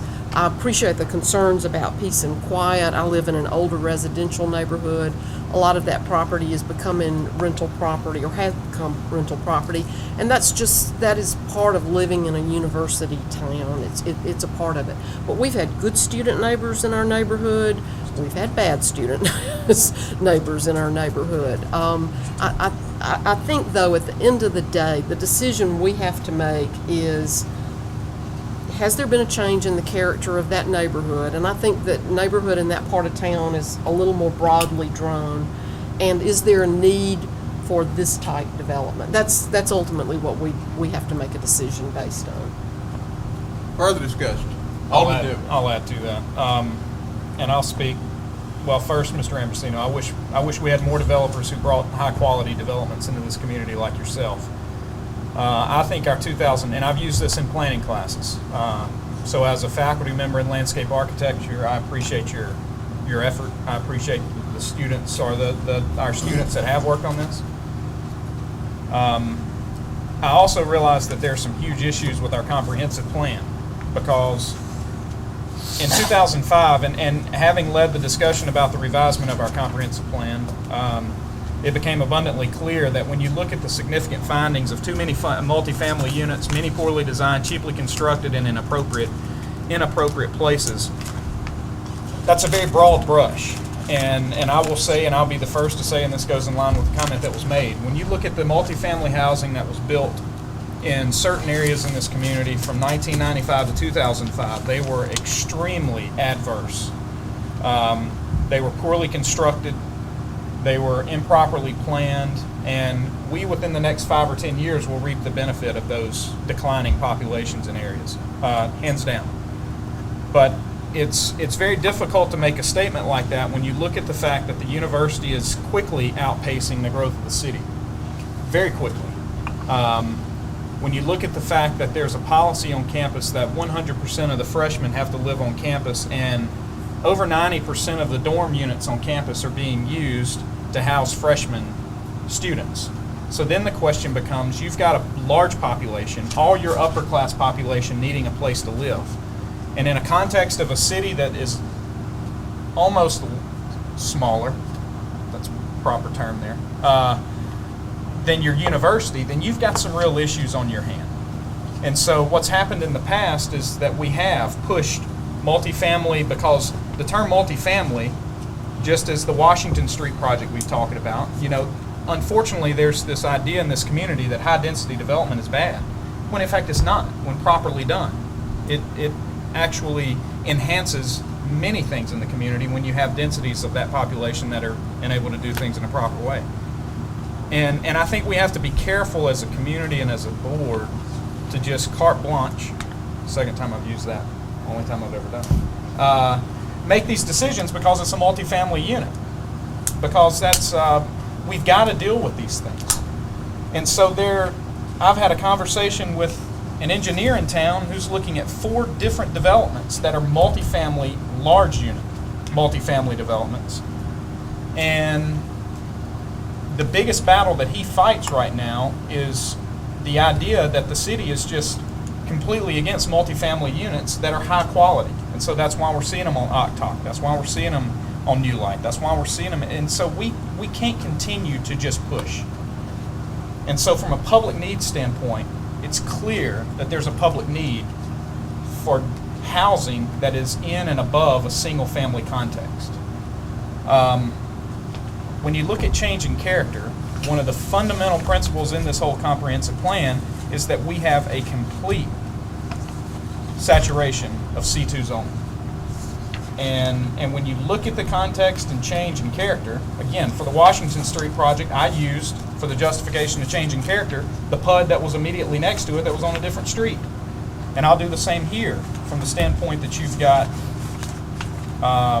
the 2 changes in zoning that have happened within the last foreseeable future in this whole area was 2 residential. So the trend is moving from a lower density residential in one case from an R1 to an R3 to the Charleston one going from another commercial to a residential. So there's a contextual change in this area. And so despite pretty pictures, despite what we can't continue to just push and say, you go build elsewhere. Because not only are we losing tax dollars, but we're doing so and we're pushing it into an environment that has no building codes, has no land use. It's immediately adjacent to our community, and frankly, we have no control of that, so who knows what can build in it. And we've got to be careful just to continue that. Thanks for the project, Mr. Anderson. Further discussion? Any further discussion? Any further discussion? Any further discussion? Seeing none, we'll now move into a roll call vote on, wait, we don't have a motion. I'm sorry. So moved. That we, how is it stated? It's gonna be overturning. Do you want it reversed or overturned? I think I do. To overturn Lindsay's decision. He says either one. He reverse or overturn. Overturn. All right, motion has been made by Alderman Sistrunk to overturn the denial of a rezoning request, P&Z item number RZ 12-03, and approve the request for rezoning with conditions as proposed by staff. And I'd like to add a friendly to that if I can. Go ahead. With the finding of fact that there has been sufficient change in character and a public need for higher density land use. All right. Alderman Sistrunk's motion, as stated, with a finding of fact that there's been sufficient change in the character of the neighborhood and public need being higher density land use. Alderman Sistrunk, is that clear enough? Is that your motion? It is. Do I hear a second? Second. Motion has been seconded by Alderman Dumas. Alderman Sistrunk, do you wish to speak on the merits? Any discussion? Any discussion? Any discussion? I just want to clarify that point that we talked about at the very beginning, so everybody knows the vote total. With a 20% objection as a finding of fact by the city planner, it will take a 3/5 vote. So that's 5 in this case. Any discussion? Any discussion? Any discussion? Any discussion? Seeing none, please respond by saying yay, nay, or abstain when the interim city clerk calls your name in response to Alderman Sistrunks' motion. Alderman Corey, Nay. Alderman Dumas, Yay. Alderman Perkins, Yay. Alderman Carver, Nay. Alderman Sistrunk, Yay. Alderman Parker, Nay. nay, Nay. Alderman Vaughn. Yay. By a vote of 4 in favor with 3 against, this measure fails to achieve the supermajority. Yeah. It fails. Yeah, it's got to have 5. Mr. Mayor, may we recognize? Fails to achieve the supermajority required in this case. Yes, Alderman Perkins. Point of inquiry to the city attorney. What's your legal authority for the 5? Code section 17117. What does it say? It says, in case of a protest against such change signed by the owners of 20% or more, either of the area of the lots included in such proposed change, or of those immediately adjacent to the rear thereof, extending 160 feet therefrom, or of those directly opposite thereto, extending 160 feet from the street frontage of such opposite lots, such amendment shall not become effective except by the favorable vote of 3/5 of the members of the legislative body of such municipality or county who are not required by law or ethical considerations to recuse themselves. Has this been a consistent ruling from the attorney throughout all similar votes? Yes. Thank you, Mr. Mayor. All right. The next matter on the agenda is the request for approval to advertise for bids for source of supply from July 1st, 2012 to December 31st, 2012. So moved. Motion has been made to approve to advertise for bids for source of supply from July 1st, 2012. Thank you. Through December 31st, 2012, as presented by Alderman Dumas. Alderman Dumas, that's your motion? It is. Do I hear a second?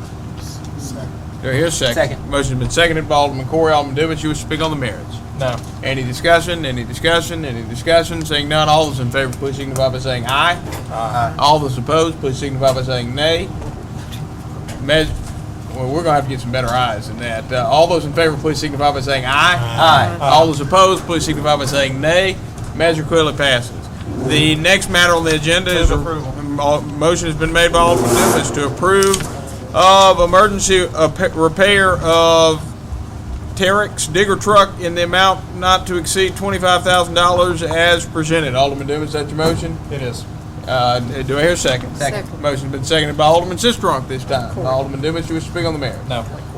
Alderman Perkins. Mr. Mayor, I think we've already spent 47. What kind of truck is this? We're going to spend another $25,000 on me. What kind of truck?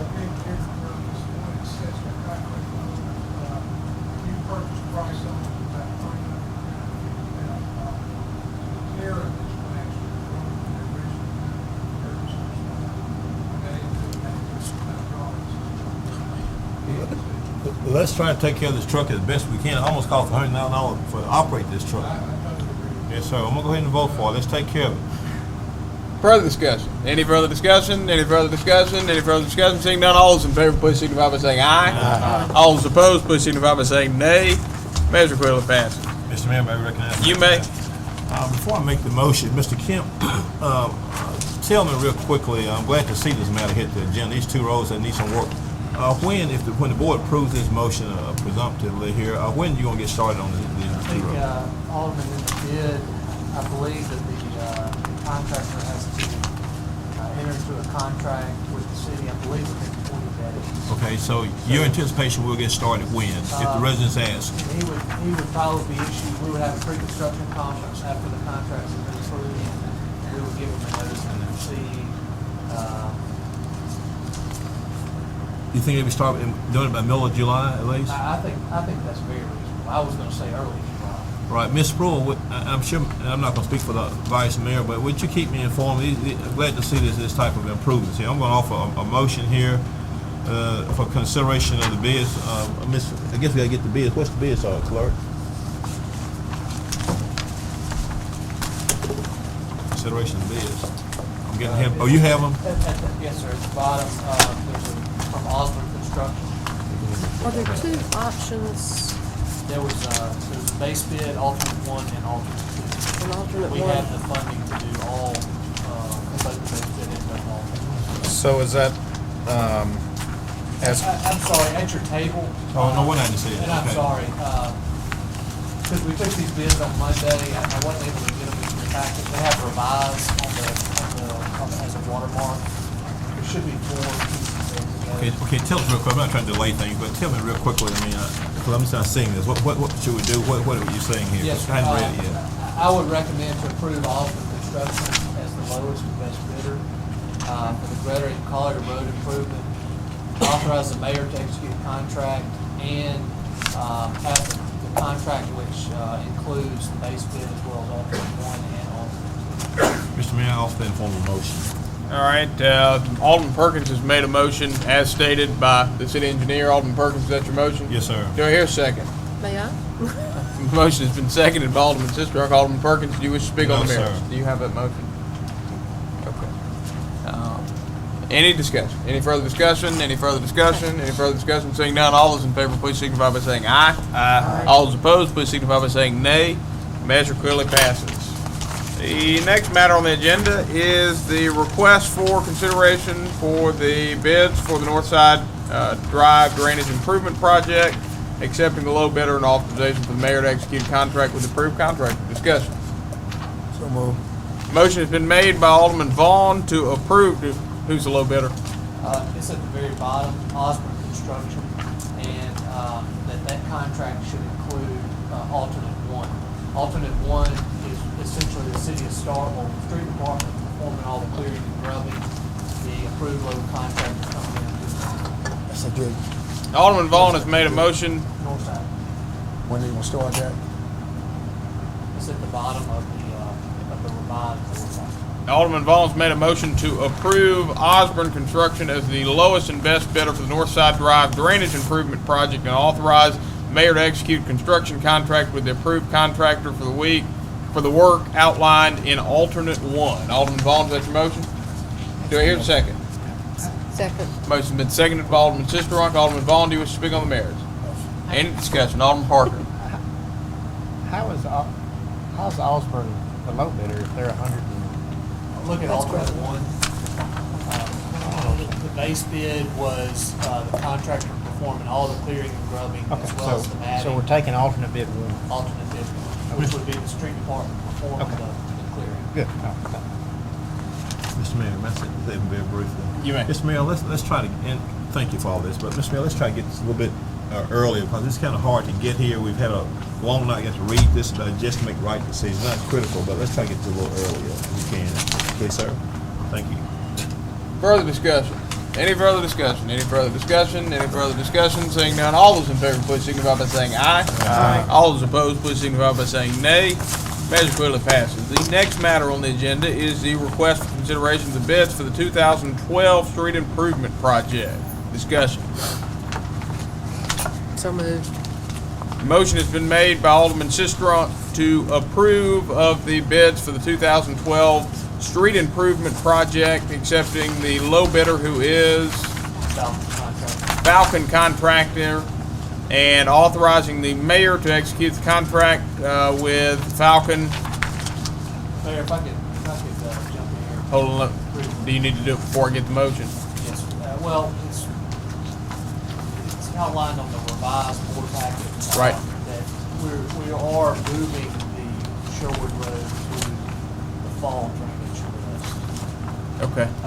Due to the bids that came in higher. The fall overlay list. The fall overlay. Okay. Okay. All right. Alderman Sistrunk, I'm going to use a packet motion. I think that will clarify this a little bit.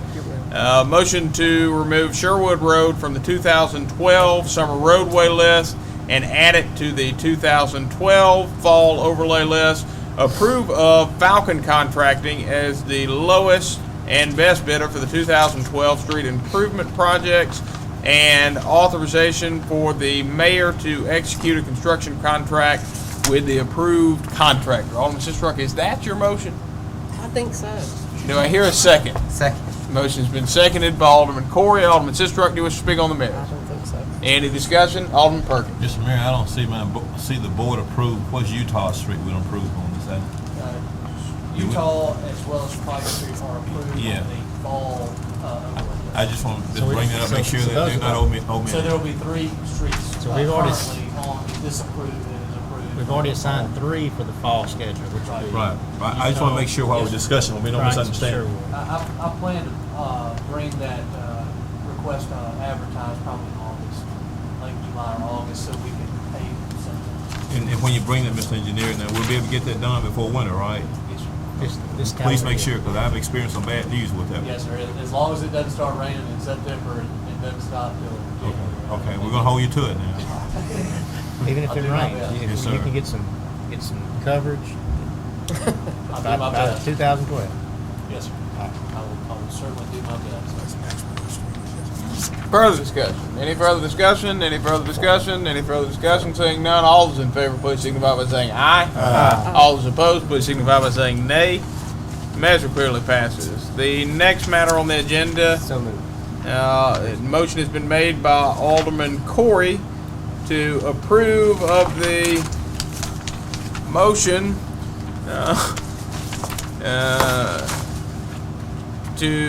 let me start over.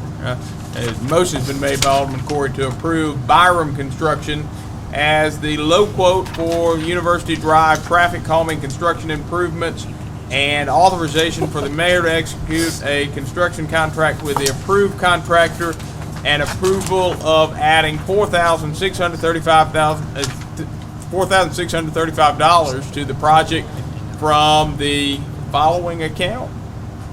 I was unsure where that. I've got a blank. I was unsure where those additional funds needed to come from, because the board authorized on the 17th of April, $10,500. But didn't When we that authorized motion it? come Yeah. with authorization of the account? It did. I thought it came from the. The ending fund balance, Yeah. $10,500. And this is slightly over that, so Slightly you're over. asking where the You want additional that to come from 2,000 would. general, the Ending fund balance. So the motion is for, as stated, to come from ending fund balance. Alderman Corey, is that your motion? Yes. Do I hear a second? Second. Motion has been seconded by Alderman Dumas. Alderman Corey, do you wish to speak on the merits? Any discussion? Alderman Carpenter. Just didn't have enough time to go through this in the packet. What is it? Traffic calming device? Yes, sir. This is the two-way stop sign at University of Maxwell, and we are extending the curve at that intersection to make the pedestrian crossing shorter and provide that kind of a bulb out at that intersection. So, as well as some drainage improvements. This can restrict the fire truck in any way, extending the curve? Well, the roadway of University Drive will stay the same width. We're essentially taking out the width of the on-street parallel parking on the south side of University. And then Maxwell Street will be close to 18 feet wide for one-way street. One of the bigger issues there was with cars parking parallel on University. If you're at Bend 612 trying to go north and you look left, if there's cars lined up, you can't see cars coming, and you've got 35, 40 feet of pavement you have to cross. Right. And so with these extensions, it defines the parking, but it moves the pedestrian holding area to cross out further into the street so they can see down the road. So it does that on both sides of Maxwell. This is more of a striping, or will this actually restrict? No, we'll move the curb physically out so that the ramp will begin further out or extend further out, and then we Make it 88. yeah make it 88 and make it and stripe. Further discussion? Any further discussion? Any further discussion? Any further discussion? Seeing none, all those in favor, please signify by saying aye. Aye. All those opposed, please signify by saying nay. Measure passes with 5 in favor and 1 against. Please note that Alderman Parker was absent for the vote. carpet. Once again. The next matter on the agenda is the request of the approval to hire Jack Carlock as an independent contractor. So moved. Motion's been made by Alderman Dumas to hire Jace Carlock as an independent contractor to perform construction inspector duties in connection with the 2012 capital improvement program as presented. Alderman Dumas, that's your motion? Yes. Do I hear a second? Second. Motion has been seconded by Alderman Sistrunk. Alderman Dumas, do you wish to speak on the matter? Do not. Any discussion? Any discussion? Any discussion? Seeing none, all those in favor, please signify by saying aye. Aye. All those opposed, please signify by saying nay. Measure clearly passes, and without a... Mr. Mayor, may I ask the city engineer a question real quickly? Mr. Engineer, when are we gonna, what's your scheduled timetable for doing the redesign on that Garrett Reed Road intersection? We're ordering the construction signs this week. We'll probably start the demo on it first of next week. And probably be pouring concrete curbing probably the week after that. Our street overlay contractor is going to come at the end for the curb, the island, gets reconnected. Thank you, Mr. Engineer. Thank you, Mr. Engineer. Without objection, I'm going to move us into a brief recess. I need a moment of privilege. Any objection? Any objection? Seeing none, we'll stand in recess. The meeting will now come back to order. The next matter on the agenda is the request for approval for the City of Starkville claims docket for the fire department as of May 31st, 2012. Move approval. Motion has been made by Alderman Dumas to approve the City of Starkville claims docket for the fire department as of May 31st, 2012. Alderman Dumas, that's your motion? Yes. Do I hear a second? Second. Motion's been seconded by Alderman Parker. Alderman Dumas, you wish to speak on the merits? I do not. Any discussion? Any discussion? Any discussion? Seeing none, all those in favor, please signify by saying aye. Aye. All those opposed, please signify by saying nay. The measure clearly passes. The next matter on the agenda is the request for approval. Motion has been made by Alderman Dumas to approve of the City of Starkville claims docket for all departments except for the fire department as of May 31st, 2012. Alderman Dumas, that's your motion? Yes. Do I hear a second? Second. Motion has been seconded by Alderman Parker. Alderman Dumas, will you speak on the merits? No. Any discussion? Any discussion? Any discussion? Seeing none, all those in favor, please signify by saying aye. Aye. All those opposed, please signify by saying nay. Measure clearly passes. The next matter on the agenda is a request for approval for the second budget amendment for the fiscal year 2012. I got just a couple of questions. All right. If I could. On here, there are, says for capital projects, ADA sidewalks, it was budgeted 0. And it also says the same for debt service, Middleton Court, and I'm assuming that's a TIF. TIF payment of $49,000. So why were those not budgeted? Lynn?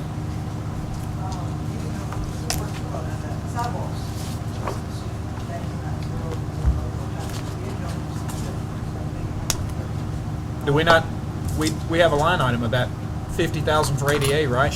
It's the sidewalk ADA is traditionally part of the overall streets budget, capital improvements budget, and this is just breaking it out separately, as we have done in years gone by. And what about Middleton Market, the TIF market? So is this first year of that payment? And the life of that payment is how long? No.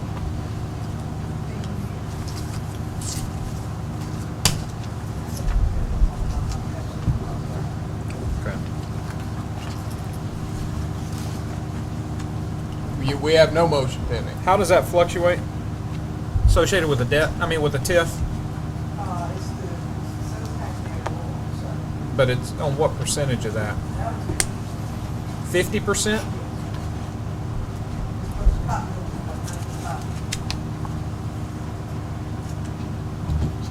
Discussion. Need a motion.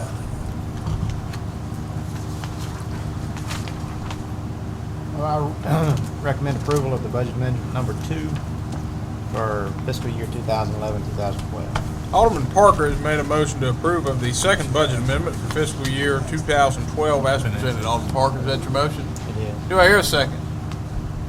Do I hear a second? Second. Motion has been seconded by Alderman Corey. Alderman Parker, do you wish to speak on the merits? Any discussion? Alderman Perkins. Mr. Mayor, I was about to ask that we have Ms. Spruill been appointed chairperson, no disrespectfully, on the budget committee, but Ms. Gandy and Ms. Outlaw answer these questions when we don't have the accountant here. Are you recommending approval of this budget amendment? So why? Are you recommending approval of the budget? I am recommending this approval. This took place right before Ms. Outlaw left, and she and the accountant had discussed this. Okay. And had already had this completed prior to her leaving. So yes. So I support it based on the recommendation, Mayor. Yes. Okay. Any further discussion? Any further discussion? Any further discussion? Any further discussion? Seeing none, all those in favor, please signify by saying aye. Aye. All those opposed, please signify by saying nay. Measure clearly passes. The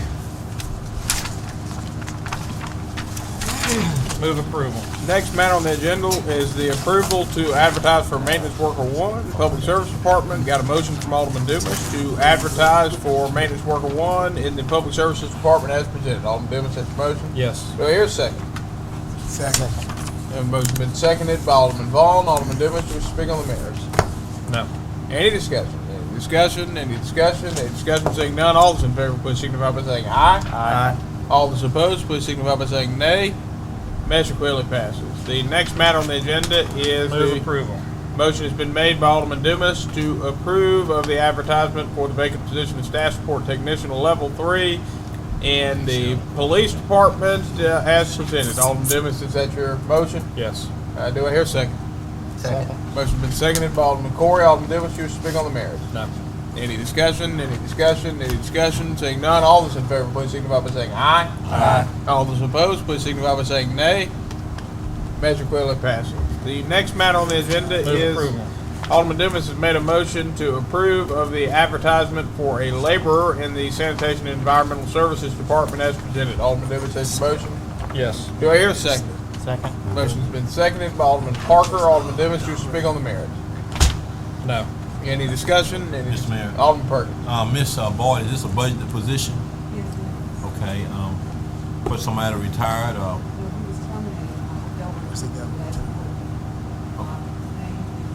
I know who that is, thank you, but, yes ma'am, go ahead.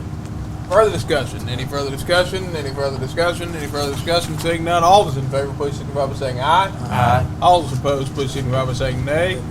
Measure clearly passes. The next matter on the agenda is the request for approval. Motion has been made by Alderman Parker to approve of the hire of Sarah McCann as a temporary office manager in building codes and planning as presented. Alderman Parker, is that your motion? It is. Do I hear a second? Second. Motion has been seconded by Alderman Sistrunk. Alderman Parker, do you wish to speak on the merits? Any discussion? Alderman Perkins. Mr. Mayor, I'm going to vote against, and the reason I'm going to vote against is because there's inconsistency on how we handle these matters. When Ms. Outlaw was here, she fought for additional personnel for her office. She fought for extra staff, and of course, I'm not talking about the reorganization aspect of it, but I'm talking about just for the extra staff. But now the building department get one person short. Why can't they utilize some existing staff to do these things? So, we need to be a lot more consistent with our personnel decisions, so there'll be equity throughout the city government. Further discussion? Any further discussion? Any further discussion? Any further discussion? Seeing none, all those in favor, please signify by saying aye. Aye. All those opposed, please signify by saying nay. Nay. By a vote of 5 in favor with 2 against, this measure passes. So moved. The motion has been made by Alderman Dumas to authorize the purchase of a Ford Police Interceptor sedan from Gray Daniels Ford, Brandon, Mississippi, under state contract number 070-12-21233-0 from the Drug Education Fund line item number 002-251-740-570 at an estimated price of $23,500 as presented. Alderman Dumas, is that your motion? Second. Yes. And motion has been seconded by Alderman Vaughn. Alderman Dumas, you wish to speak on the matter? No.